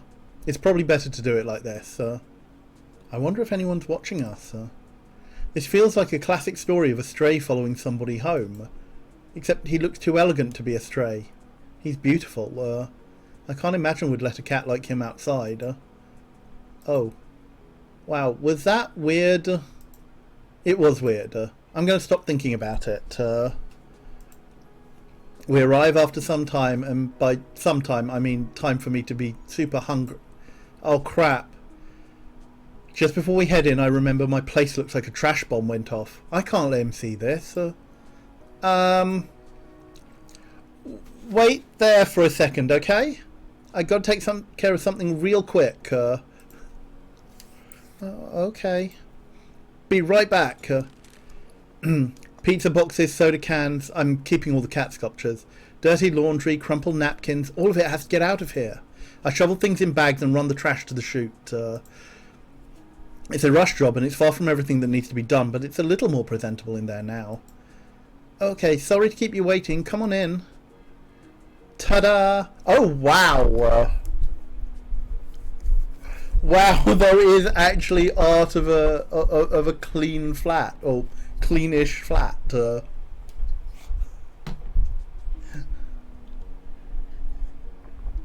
You put, yeah, everything has been shoved into a cupboard. You cannot fix 5 minutes. This, yeah, yeah. Just don't open any cupboard. Ta-da! Welcome to my humble abode. He can hide the expression on his face all he wants. I can see his ears flicking back and forth. I know enough about cat body language to know that means he's okay. I have no idea what that's supposed to mean.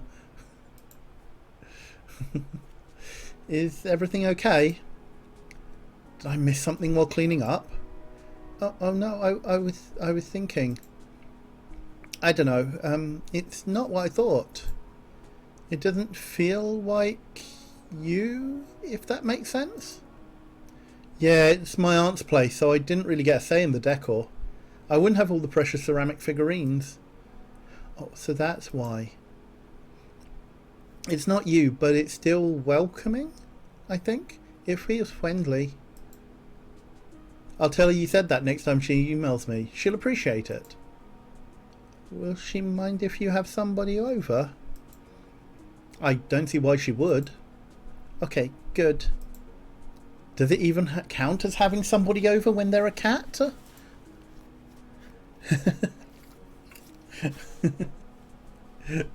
He's waited outside. Well, he hears the sound of a vacuum. Sarah, I don't think that he would have had time to pass the Hoover over this place. Hayes tours the living room, tail curled behind him, tentatively sniffing the air like a regular cat in a new environment. Crap. I hope I didn't shove dirty socks between the couch cushions and forget about them again. Oh, Avery. So, hey, what do you want for dinner? My treat. How does pizza sound? I don't know. Pizza will be hard to eat when I'm like this. It never stops Mochi. Who? My cat. I don't know where that fat trash bag is hiding, but you'll see him sooner or later. He likes to pick the cheese off. Well, I'd rather not do the same if that's okay. Sure, you name it and we'll get something else. I blurt it out honestly. I'm kind of stumped what else to eat besides pizzaloids. Cooking is out of the question for me. His tail thumps against the ground as he stares intently at his paws. I don't know. I don't have to have anything if it's too much trouble. Oh, please. I'll order some Chinese takeout, okay? I bet it'll be easy for you to eat fried rice or something. I think I saw a menu for a Chinese place slipped under my door the other day, so heck, might as well. Oui, if it's too much trouble, don't worry about me. What's going to be trouble is when I have 2 hangry cats at my house instead of 1. I insist. Hangry? So, chicken or pork? Vegetable? Oh, hey, John. The game is so damn cute. Vegetable is fine. Please. You got it, dude. Thank you. Did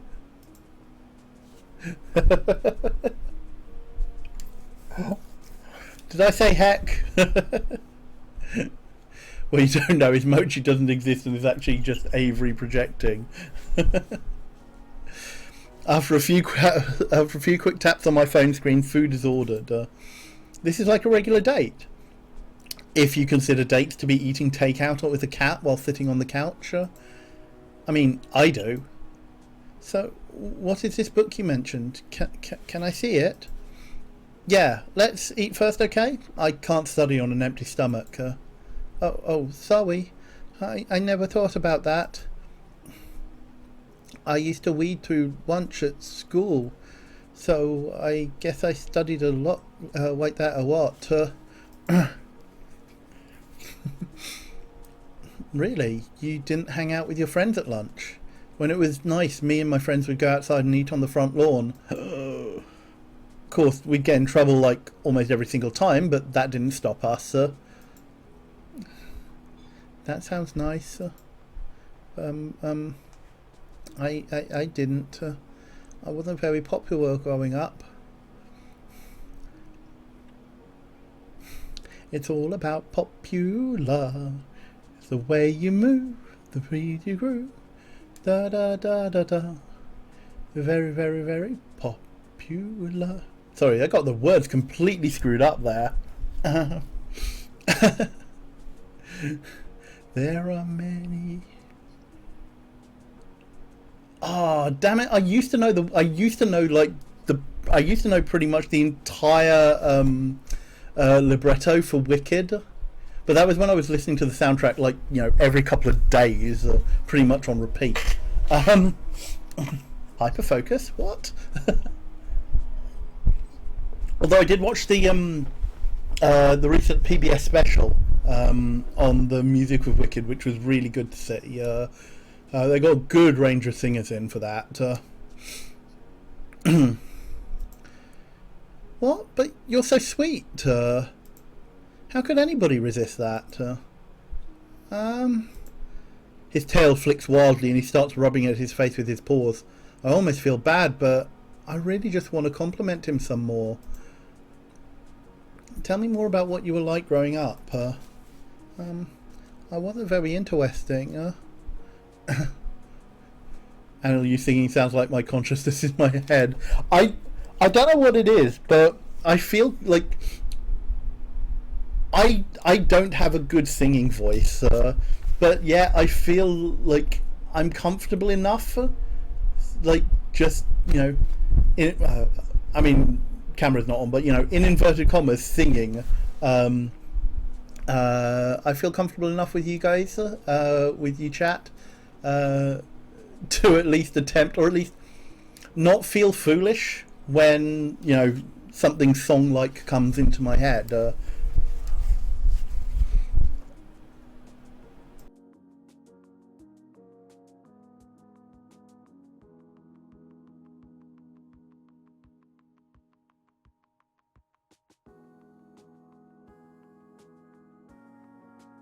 Because, yeah, usually I'm a lot more reticent in public to be sing-song.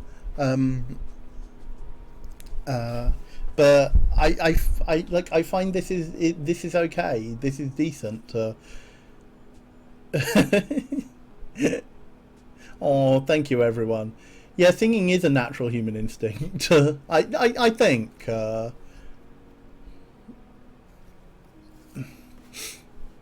It all ties into that whole humans are communicative humans are a communicative species. There is a reason we have oral tradition. Without wanting to, in inverted commas, hashtag, exclamation mark phrasing, humans are orally fixated. We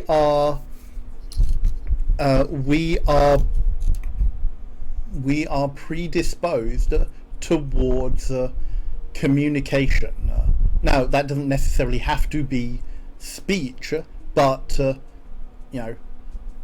baseline, there is a speech. There is a speech basis to our communications. John, I will always break into song on stream if I get the itch to. Yeah. Oh yeah, like the people who know me just like around the house, it's like I will. Oh, did I knock it? Ah, okay. Yes, I did. Thank you, Drat. I did knock the mic a bit, so hopefully that's coming through a bit clearer. This is all I will die on. Singing is wonderful. Even my hermity ass will never stop someone singing because it's a sign of the happy chemicals most of the time. Aww. Yes, very much agree there. I wasn't very interesting. I read a lot. I wrote some. Oh, writing. What did you write? Nothing special. Okay, take care, Alice. No worries about lurking. Much appreciated. Sometimes short stories, sometimes poems. Okay, Hayes, you are very, very, very, very much a cat after my own heart here.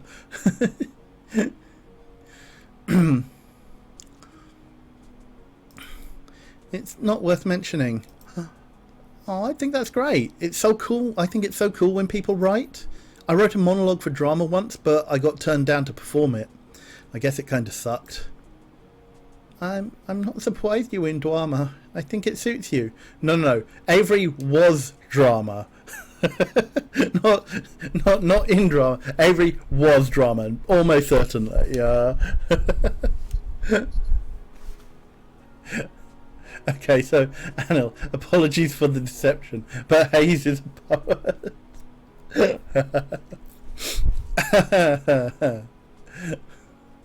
Oh god, something I backed is recommending a cat girl dating sim.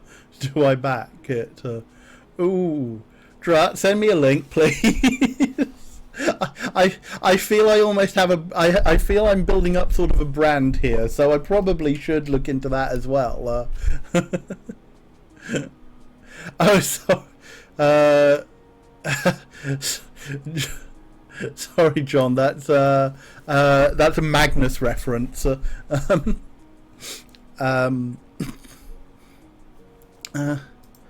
You tend to naturally draw the spotlight.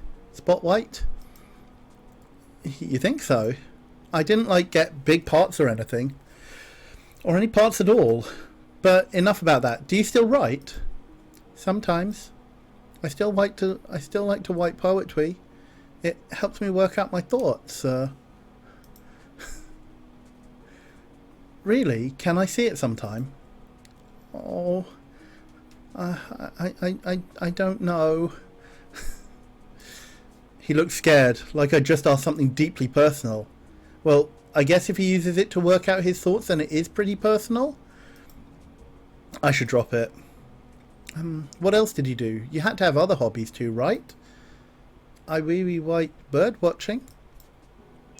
Kind of hard to do that now, huh? Oh, not at all. If I'm quiet... Be very, very quiet. I'm watching words.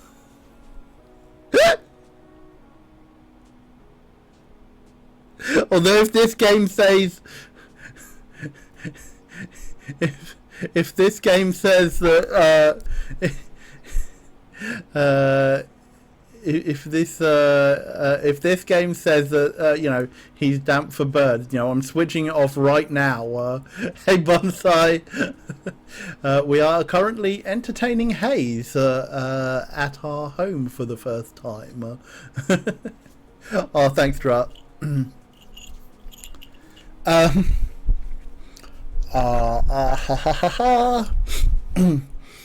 Sorry. Oh, not at all. If I'm quiet, I can hide in the bush and watch them from afar.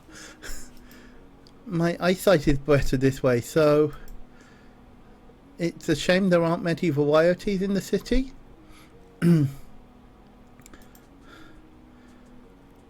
I did see a beautiful quo the other day. It was about my size. Well, my cat size, and its feathers had such a lovely sheen. Oh, thank you, Anna, for the hydrate and the stretch. Oh.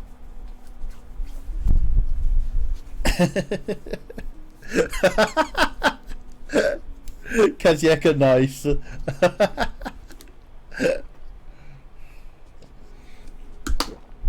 Ah. Whoa, weren't you scared it was going to try and fight you or something? Oh no, it wouldn't. Not unless I tried to steal its food, I imagine. And I'm quite fine without that. Hell, I think I'd get beat up as a human if I tried to steal from a crow. Oh, Avery, you and your noodly arms. Hayes is smiling, but I see his ears beginning to fold downward. His posture wilts into something somber. I want to scoop him up. Oh no, I hope I didn't remind him of something bad. Especially not now when we're actually talking. Do you think you can break the curse? Well, I think I did it on myself. Maybe we can figure out what I did tonight. If not, we'll keep trying. I would... He hesitates. It would be okay if we didn't. I'd be okay with that. Huh? Do you want to stay a cat? Well, no. It's just... I'm not sure. I like some things about it. Like what? What can you do with a cat that you can't do with a person? Well... I don't know. I just like it. Yeah, this isn't going anywhere. It's fine. The food's here anyway. We eat in relative silence, if you don't count Mochi's insistent whining and begging for scraps. Better luck next time, chump. Wow. Wow. I tear through my lo mein, and to my surprise, Hayes almost finishes all of his rice. Who would have thought that a cat could pack away that much food? You're a cat owner. You know this. Where is he even putting it? So, when you're a cat, does your appetite stay the same or something? Oh, sort of. I'm not sure, but I think somehow your stomach still stays people-sized. I've seen Wandwe eat quite a lot. Possibly his body weight in food. As a cat, I mean. Huh. This curse business is so weird. I guess that's a good reminder that we should get down to studying, huh? Sure. Hold on, let me get the book. Why don't you get settled in while I get ready? Oh, okay. I think I left the book in the bedroom. Yep, there it is, under the pile of laundry I threw in here trying to make this apartment look cleaner. I grab it along with the cipher and return to the living room. Hayes doesn't look like he's moved from that spot in the floor. I don't think that counts as anything, even kind of settled in. I plop down on the couch and pat the cushion next to me. Come on up next to me. I'm not going to bite. Okay. Sheepishly, he climbs up onto the couch cushion and settles into a neat little cat loaf. I wonder if it's comfortable to sit like that. It must be if everybody does it. I show him how the cipher works. At first he reads silently over my shoulder, but he reads a lot more quickly than I do, so we fall out of sync pretty quickly. It ends up being easier for both of us when I read out loud, so I do that. He watches me, still as if transfixed by my words. I've gone over the pretty basic stuff, but maybe I should ask him to try it out. That's how teaching works, right? You got to give homework. You want to give it a shot? Oh, I'm not ready for that. Sorry. Don't worry about it. Now, where was I? I read for a while. I start to feel sleepiness tug at me. I think I need to take a break. Hey, are you getting sleepy? Only a whiffle. Yeah, exactly, Zalia. That has been studied, and actually homework doesn't help. I'm sure that it helps some people, but, you know, in general, I don't, you know, we're stuck in very didactic ways of teaching kids, and we're, like, the number of educators who say, the number of educators who are now saying our current systems of teaching do not work. And there's a really good thread on Twitter. I need to dig it out again. Which says that, like, the field of educational studies is like less than 100 years old. We're still working on, like, educational theory is still working on data that is like 50 years old, and hasn't advanced as much as research in the field has. Thank you. Yes, John, thank you for backing me up on that one. Yeah.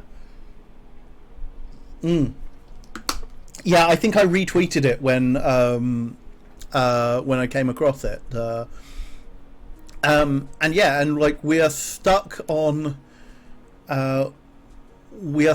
like a very academy learning method, which really doesn't work for the majority of people. How no one has tried to educate an entire population before, because academy theory from like academy teaching from ancient Greece and ancient Rome was all about taking very small classes of privileged people, privileged kids who are coming from a very specific social strata, and applying very specific techniques and like learning conduits for their social status. And this is why all things like the field of IQ and things are like bunkum, because they are only like IQ only teaches your ability, like like IQ is only based on like a very small subset of people, and it is only designed to showcase how good somebody will do under, in inverted commas, formal education. It's not looking at anything else. As John said, like, we're still teaching the way Aristotle did, which does not work for mass population. Yeah, and IQ is also very super racist. Same as like BMI. So funny how a lot of the principles and the and such that are in our systemic lives are fundamentally racist. Not to mention like fundamentally misogynist. Yeah, exactly. Non-binary stuff. Standardized testing is a memory test. If you don't have a good memory, like I had a good memory up until the age of about 17. After that, it kind of went to pot. Homework helped in a specific scenario for me. Yeah, like I don't discount homework working for some people. Homework worked for me for a good long while, but I think that was already down to the fact that I was good at learning in a school environment, regardless of the social stuff. But that was only true for a certain degree.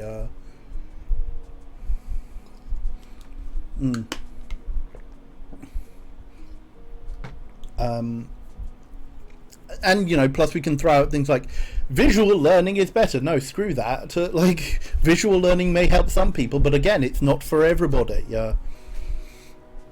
It's why I'm going, John. It's why I'm going for an applied master's degree. I only get my degree after applying what I learn in a real scenario that will actually benefit an organisation. If I was doing a traditional master, that wouldn't get. That's really good to see and to hear, John. Because so many people, like, that's not to say that there isn't a basis for, you know, for pure, in inverted commas, the pure side of research. But yeah, like, applied is just as good. Especially when, like, and this is something that my ex was actually on about, just to go off on a tangent, because he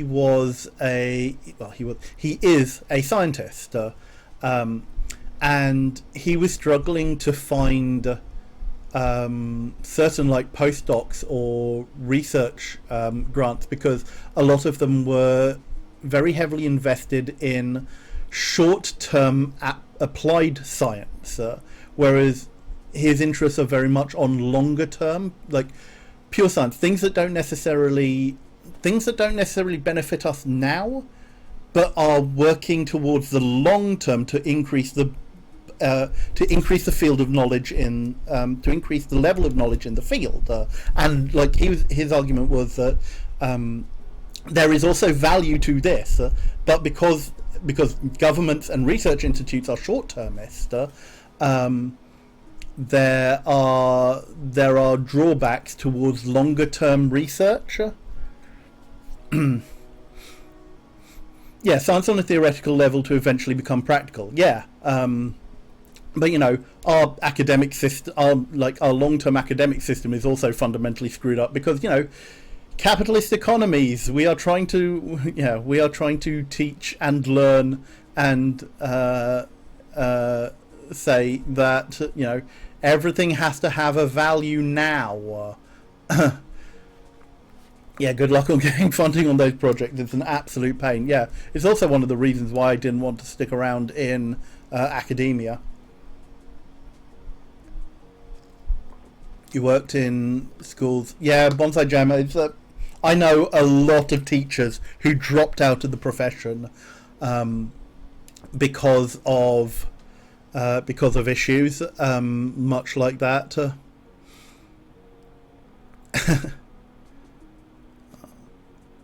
It's why, John, it's why I love meteorology and working with this field. Everything I do is practical. Yeah, I can see that. The undervaluing of trade schools, yes, makes you very, very, very angry. Yeah, there was no such, like, there was. I grew up in a time when when the concept of trade school was very much, like, had been thrown out of the window, even given, like, the BTEC stuff of the 70s and 80s. That were looking to, like, in some ways there were progressive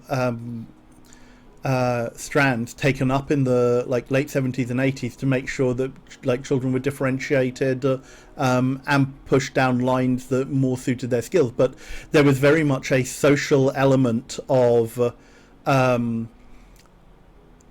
have to take a lot of that with a pinch of salt, because there was very much an element of classist segregation, of, if you are poor, you will go into vocational. If you have a degree of you know, in inverted commas, intelligence, we will push you down the grammar school and academia line.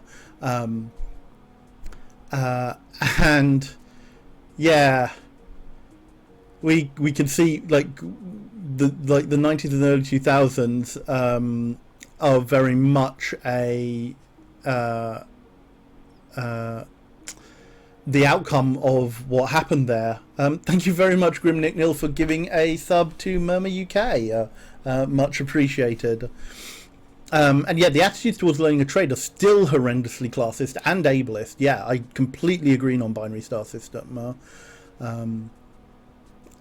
Oh, science funding and publishing is so frustrating. Have to pay journals to publish taxpayer-funded science work. I mean, like my ex will very happily talk your ear off about things like that. That's like that a handful of journals supposedly control access to, what is considered appropriate to, science and so forth. Is don't get me started on pay to publish science journals. Yeah, indeed.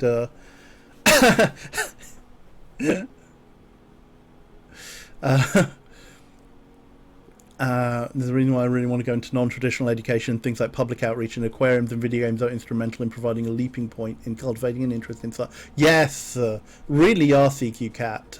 We have to be using non-traditional teaching methods in order to get through, and not make education dour. And this is a problem that, the problem with governments is they're short term, and they're also reliant on the prevailing social climate. So there is very much a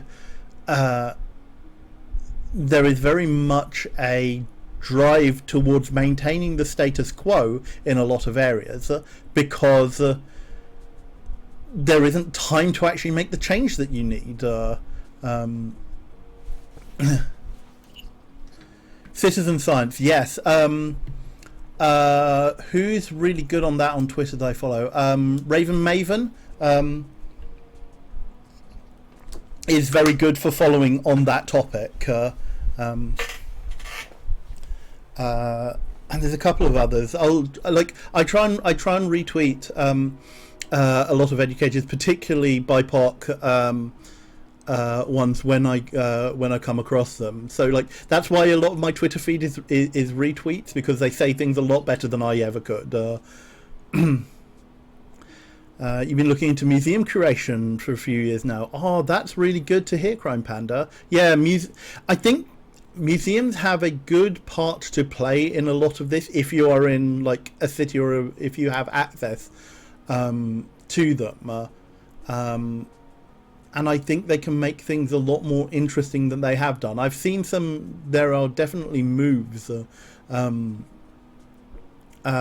towards improving both curation and exhibits. Hey Marshmallow, we've slightly taken a bit of a detour, but to bemoaning educational systems. But it's kind of on tangent because of the teaching that we are doing here. Mm-hmm. Yeah, we're discussing pedagogy. And whilst it's not a topic that I have a lot of knowledge and things, I have a lot of interest in it. But like most things, it's very much a top level interest. So Hayes, only a whittle. If you want to stop, that's fine, but I don't mind if you want to keep going too. Too. I look down. He doesn't look anywhere near as tired as I feel. In fact, it looks like he's enjoying it. I can't say no to that. Nah, just checking. Okay. Encouraged by his excitement, I continue reading well after night has fallen. Night falls. Huh? Where am I? Did I fall asleep? How did I fall asleep curled in such a ridiculous little ball? I sit up with a start. I'm on the couch, just like I left off, but the sun's up now. I hope I didn't oversleep and miss work or something. The takeout containers are still on the table. Whoops. Where's the book? Oh, looks like it fell on the floor. I must have kicked it off the coffee table when I put my feet up. I guess I knocked right out. Did he sleep okay, Hayes? No response. I look down. There's nothing there but cushions. I wonder when he got up. Hayes? He's nowhere to be seen. He's got to be around here somewhere. It's not like he could open doors like that. Or maybe he can. I clearly don't know anything about how this works. Maybe he used some magic to, like, will the door open. Wow, if he did, he picked it up fast. Well, I'm going to take a shower and get changed real quick. If you're here, give me a shout. I'll be back in a few. Aside from a cat meowing outside, there's no answer. I take a quick shower. He's not in the bathroom either, I checked. By the time I get back out and dressed, I still don't see him. Huh. I guess he really did leave? I wish he would have said something if he was just going to go. Oh, there's that cat again. It sounds really close, but it's not Mochi. He's right over there sleeping like a dumb-looking lump of cat. Is there a stray in the courtyard? I check out the window and see the scared-looking lump of cat clinging to a tree branch. Oh no! Oh no! Now every cat can open doors. Yes. Oh, Hayes, poor dear boy. Is that Hayes? Is that you? Hayes' ears flatten until they almost disappear, and he looks at me with wide, mournful eyes. Yep, that's him. How on earth did you get out there? No response aside from a sad, dwindling mule. Is he being stubborn? Are you okay? Well, obviously he's not. Please help. I'm stuck. Oh, geez, hold on, buddy. I'm not sure how well that branch would support me, so it's better if I don't go out there and climb up. I'd end up knocking us both to the ground. I reach out of the window towards Hayes, but he's just out of reach. Can you get a bit closer? I'll grab you, but I can't come and get you because I'll break the whole branch off. Twy. Hayes scoots forward, glued to the branch, until I just barely feel his fur at my fingertips. I get a grip on him that would probably piss a real cat off and pull him back inside. He clings to my arm. His claws hurt. He probably needs a moment to calm down. Oh, Hayes. He buries his face into the crook of my elbow. I'm not sure what else to do, so I hold him tight against me. I can feel his little heart pounding. It's alright, you're not going to fall. We stay like that for a few moments. Gradually the tension eases from his body. I feel him heave a sigh against my arm. He relaxes his claws, and only then do I realise they're hooked into my shirt. I have to kind of shimmy to pry him loose. He's not much help, but what I really notice is how he's keeping his head turned away from me. Gingerly I place him on the couch. He takes a deep shaky breath and burrows between one of the throw pillows and the arm of the couch. His tail thrashes wildly behind him. Hayes, what's wrong? If you're going to make fun of me, just do it. What? Why would I do that? Because it's ridiculous. Some idiot who turns into a cat gets stuck in a tree he put himself in because he's afraid of heights, just like he's afraid of everything else. Come on, dude, you know I'm not like that. I wouldn't make fun of you. I would. Well, yeah, if anyone makes fun of you, Hayes, I will riot. Indeed. The whole chat would riot. I know that's not true. I've never heard you make fun of anybody. Yeah. Of course not. Nobody deserves that. But you do? Oh, no. Oh, no. Oh, Hayes. Ah.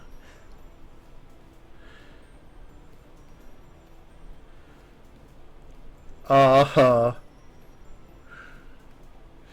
Okay, well this is yeah, this is triggering some very specific mental health flashbacks. One moment, chat.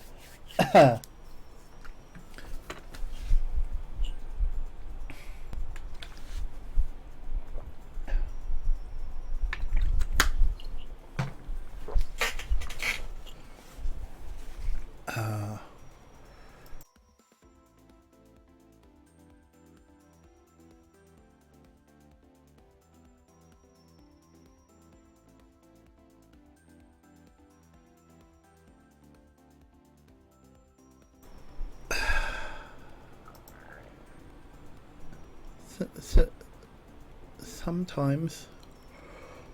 Oh.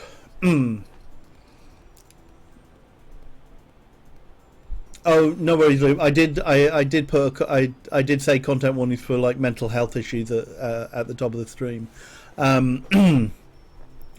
Oh, didn't realize that. Didn't realize it was going to hit like that though.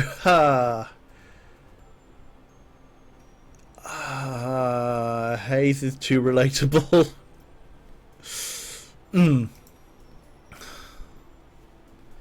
I don't know if this is appropriate or not, but I reach my hand beneath the pillow to scratch him behind the ears. It seems like a comforting thing to do, but maybe I'm treating him too much like a real cat. Oh, thank you everyone for the hugs, and yes, hugs for anybody who wants or needs.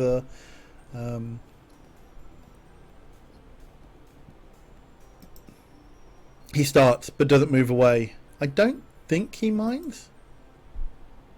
I don't think that's true. Not for anybody, but especially not you.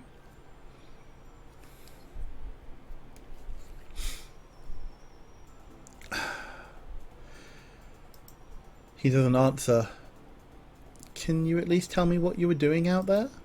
I promise I'm not going to get mad or make fun of you or anything. I felt bad for imposing. I thought I'd get an early start back to the cafe. I wanted to, I don't know, make coffee, breakfast or something to thank you for everything. And I just imposed even more. Oh, the fear of imposing is so relatable. Oh, tell me about it, Moliere. Yes. Oh, geez, you don't have to break your neck over me. Figuratively or literally. I appreciate the offer, but you didn't impose at all. I brought you over because I wanted to, okay? If anything, I was the one being selfish. Wow. This Avery seems to have a much greater degree of self-awareness than our previous run-through. May I still make you something? Because I want to? I can be selfish too. Yeah, sure. But we should get going. We'll catch hell from Reese if we're late. You're right. I walked to the cafe with Hayes draped across my shoulders. It was my idea, but he didn't protest. I guess he's not that scared of heights. Okay, I'm gonna. I think the antihistamine has kicked in. So let's see if we put the he said immediately scratching. Let's see if I can have the camera back on for a little bit. If I stay at somebody's house, I must leave no trace. Oh, non-binary star system. My friends will tell you, can very much tell you stories about like the very few house parties that I did get invited to when I was like late teens, early 20s. Especially if they were ones that ran like through to the morning. I would very much be the first person up, and I would almost certainly start tidying up, regardless of whose house it was, and yeah.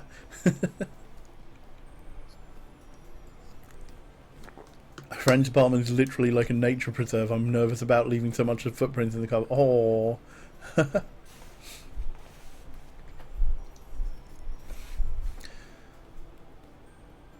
Yeah, absolutely. I love having people over and I love cooking for people. And John, you and I sound very, very similar. Oh no, my choker. Arg. Okay, quick repair job on the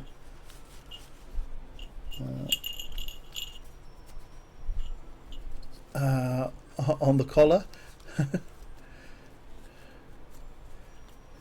Because parties, I'm in my early 20s, I haven't been part. Oh no, Anna. Yes, for the younger members of our community. I'm not going to be able to do this with my headphones on, so let's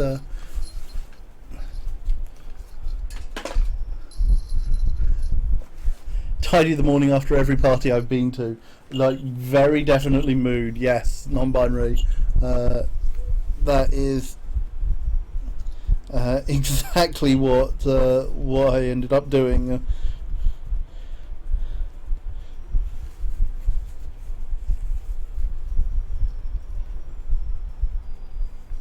Oh, I'm binding my hair here.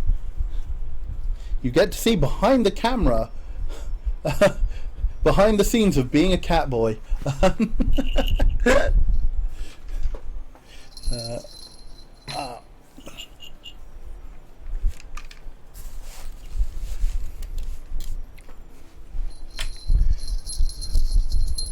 And here we see Homo Felonus getting ready to present themselves to their adoring public.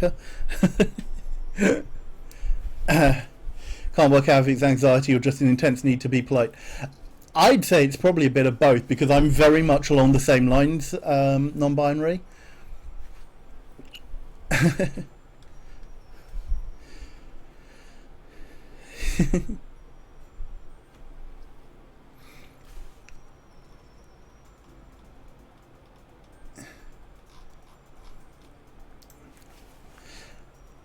Oh yeah, I really want to start cooking for people again. Once I spot the cafe, he taps my shoulders. And that's perfectly fine too, Luke. I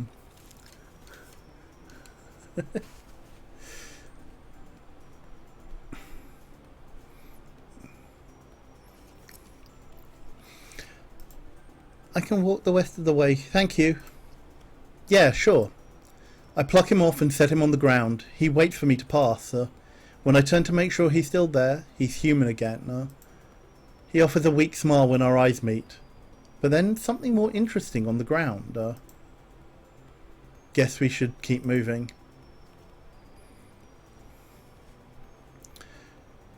We're early. Mason's here, but that's not unusual. She moves her head, heaving a gruff nod of acknowledgement before getting back to work. So, cappuccino, right? You know it. Wait. Wait here. He disappears upstairs to coffee it up. I'm not sure what else to do, so I sit down in the cat corner and start playing with Ramona. Oh!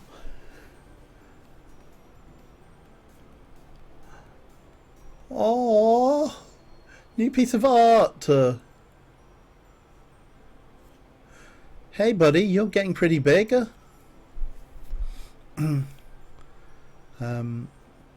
Guess you've been eating your cornflakes. I've gotten pretty used to talking to cats. It feels natural to talk to them like they're people. I enjoy watching their ears swivel around when I talk to them. None of my co-workers do that. Too bad. I think it'd be pretty cute, but at least Ramona's doing it. Then again, I've got the laser ready. She goes hog wild trying to catch it. Now Hyunta's getting in there. Hey, what's with this furry avalanche? This is going to end in a fight if I don't do something. I pick up another pointer with my left hand, and then another, and one more with my right. Time for a laser show. I feel like I'm at a rave or something, but the cats are super into it. Oh my god, cat rave party, yeah.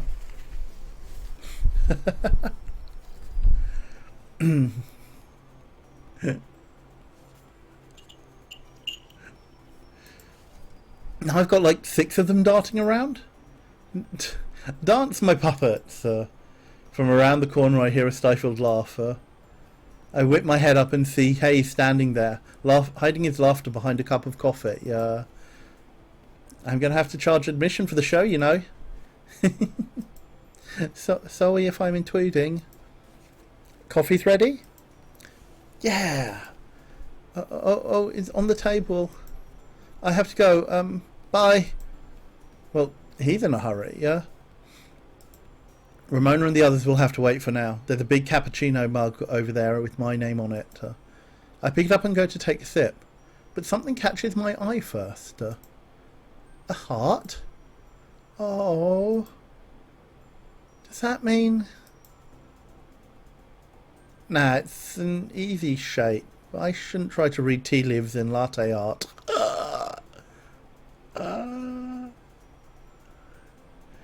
Avery. There's self-awareness and there's just downright obliviousness.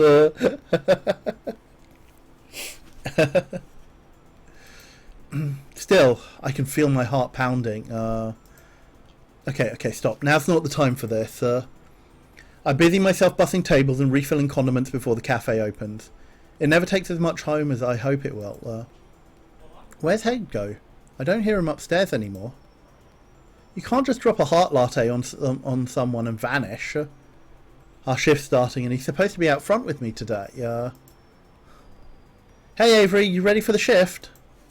Oh John, we're trying. We're trying. I thought you were on cat detail today. I switched with Hayes. He said he wasn't feeling well, so he asked if he could help with the cats instead. I like waiting tables more than he does, so I never mind swapping that out. I'd offer the same to you, but, well, you can't exactly do cat detail. Can't say I'm too broken up about that. Yeah. Well, let's get this started. You got it.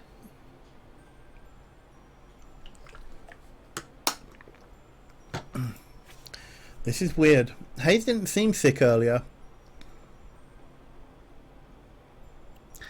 Oh, Avery. Is he hiding from me? Why would he do that? Landry and I work well together when we're waiting tables, but I'm not exactly a prime partner today. I keep messing up. He's not with any of the cats. I know. I can't stop looking. Seriously, what gives?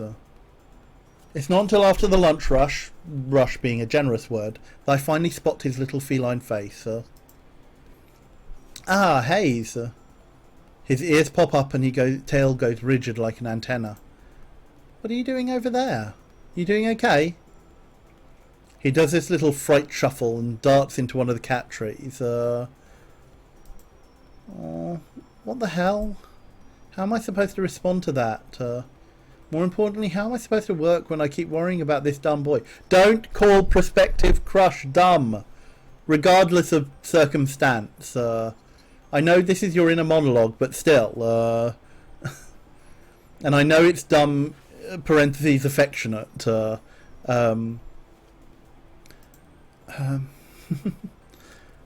Hey, Avery, can I talk to you in the kitchen for a second? Oh, crap. How badly did I mess up? Am I in trouble? Sure. Mason and Finley are here, talking and working. More accurately, Finley's doing all the talking and Mason's doing all the working. I really think you'd like that Oh, hey guys. Oh, don't mind us. I just wanted to talk to Avery for a sec. Oh, something wrong? It's okay, Finley. I'll talk to him about it. You can't say that and not tell me anything. What's bugging you, Cupcake?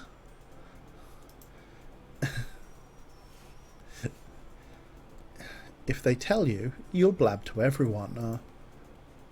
That is such an unfair characterization of me. When would I ever do that?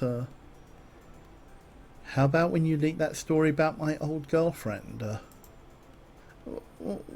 Well, the time you tried to convince everybody I was quitting? Oh, come on. Wow, I am never going to tell you a secret. I'm being so bullied right now. I'm going to tell Reese. This isn't really helping your case. And with that, she's gone. Alright, now that the cafe's ears are gone, tell me what's up. Well, I'm worried about Hayes. I think he's avoiding me. I think you're worrying too much. He's just feeling really anxious today, so I think he wants some quiet. But he was fine this morning. What's he anxious about? Oh, come on! Avery! Avery! Where was that self-awareness that you showed last night and this morning? I didn't ask, to be honest. I don't want to pry. I'm worried maybe I did something wrong. What? Why would it be something you did? Well, I mean, we walked here together, so I thought maybe I did something to tick him off, you know? Oh, is that where he was yesterday? I see. Don't smile like that, jeez. Yeah, he came over yesterday. How do you know? We usually walk home together. Our apartments are in the same complex. Oh, I didn't know that. Do you want me to try to talk to him for you? Maybe I can find out what's going on. Hayes is panicking about the heart Pacino, you absolute spoon. Yes.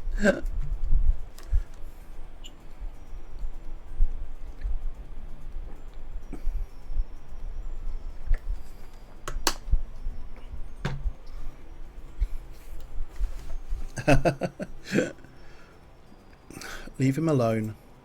Our heads spin towards Mason like a pair of synchronized owls. She hasn't even looked up from the tomato she's chopping, but I guess she's been listening the whole time. Don't push him. He needs time and space. So he's the doctor. Does he need them in relative dimensions as well?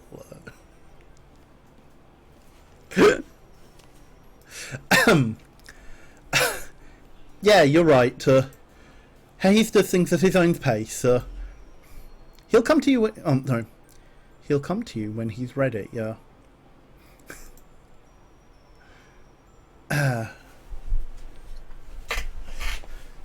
And what if he doesn't? What if he doesn't tell me what's wrong and just hopes it goes away? I've been through that before and nobody likes it.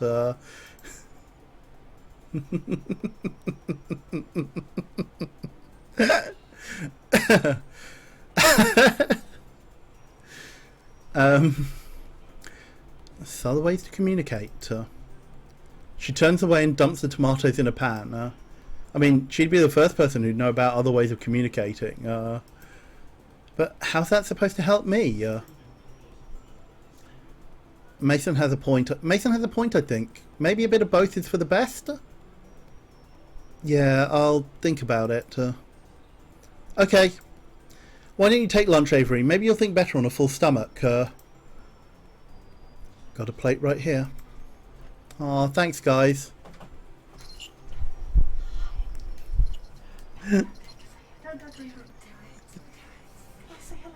Yeah, sure. Yeah? Yeah. You okay being on camera? Yeah. Hi. Hey, folks. I don't even know where the webcam is. Just up there. Hello. And I'll switch back to main screen so everyone can see. Hi. It's so good to see you. Yes.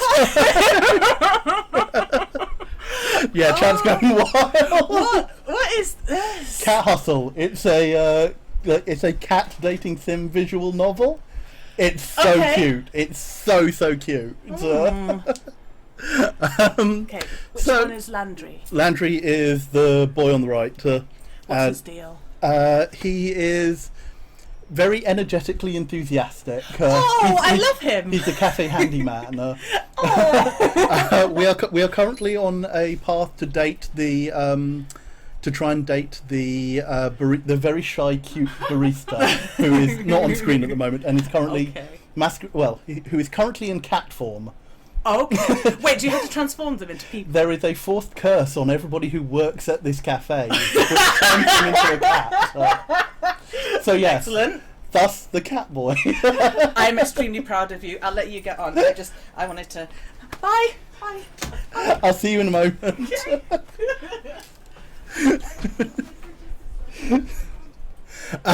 Yes.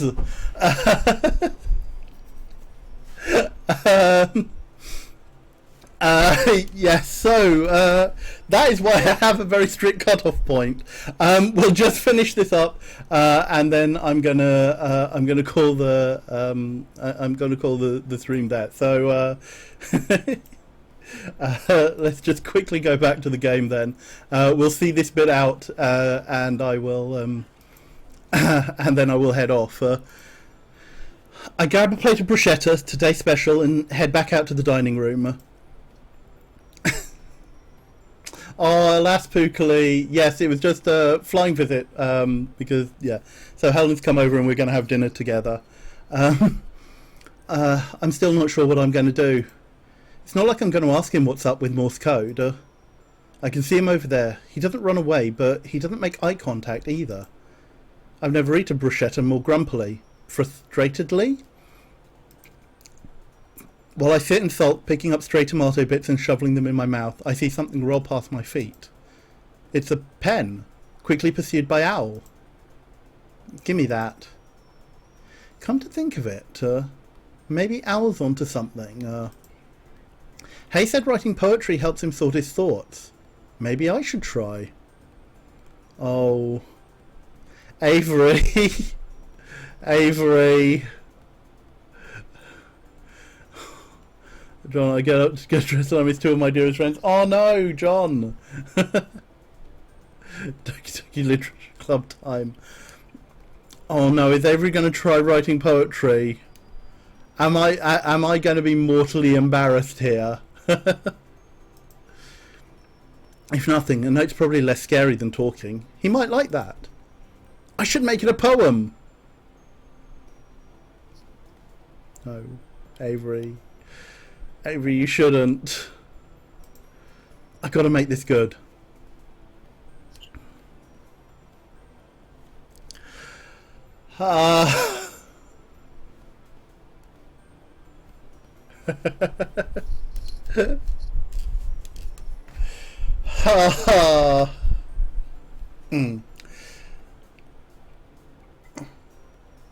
Roses are red. Henry VIII had gout. Can you tell me what's wrong? It's bumming me out. What?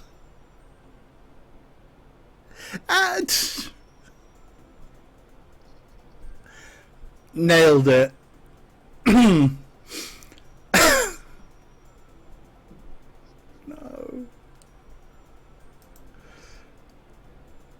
I scribbled the message on a napkin with the pen I confiscated from Owl.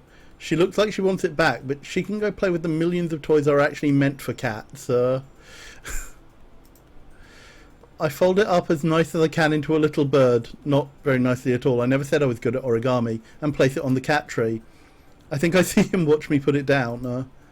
Now I wait and watch. And on that note, I'm going to leave it there.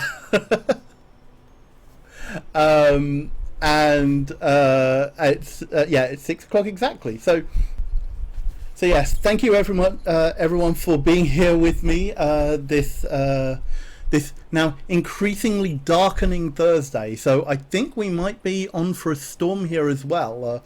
Thank you very much, Q Wolfear7, for the follow, much appreciated. You go around to the store to get things to cook, sober, you'll be streaming later. Oh, cool. I will probably have to catch the VOD for that, John. But yes, do go and give John a follow. He will be playing more Neo, I guess, this evening. So it's looking very grey. It's gotten very grey all of a sudden over here, John. So thank you very much everyone who has followed, who has subbed, who has gifted, who has given bits. It's all very, very much appreciated. This has been a lot of fun this afternoon, and I will hope to see you all soon.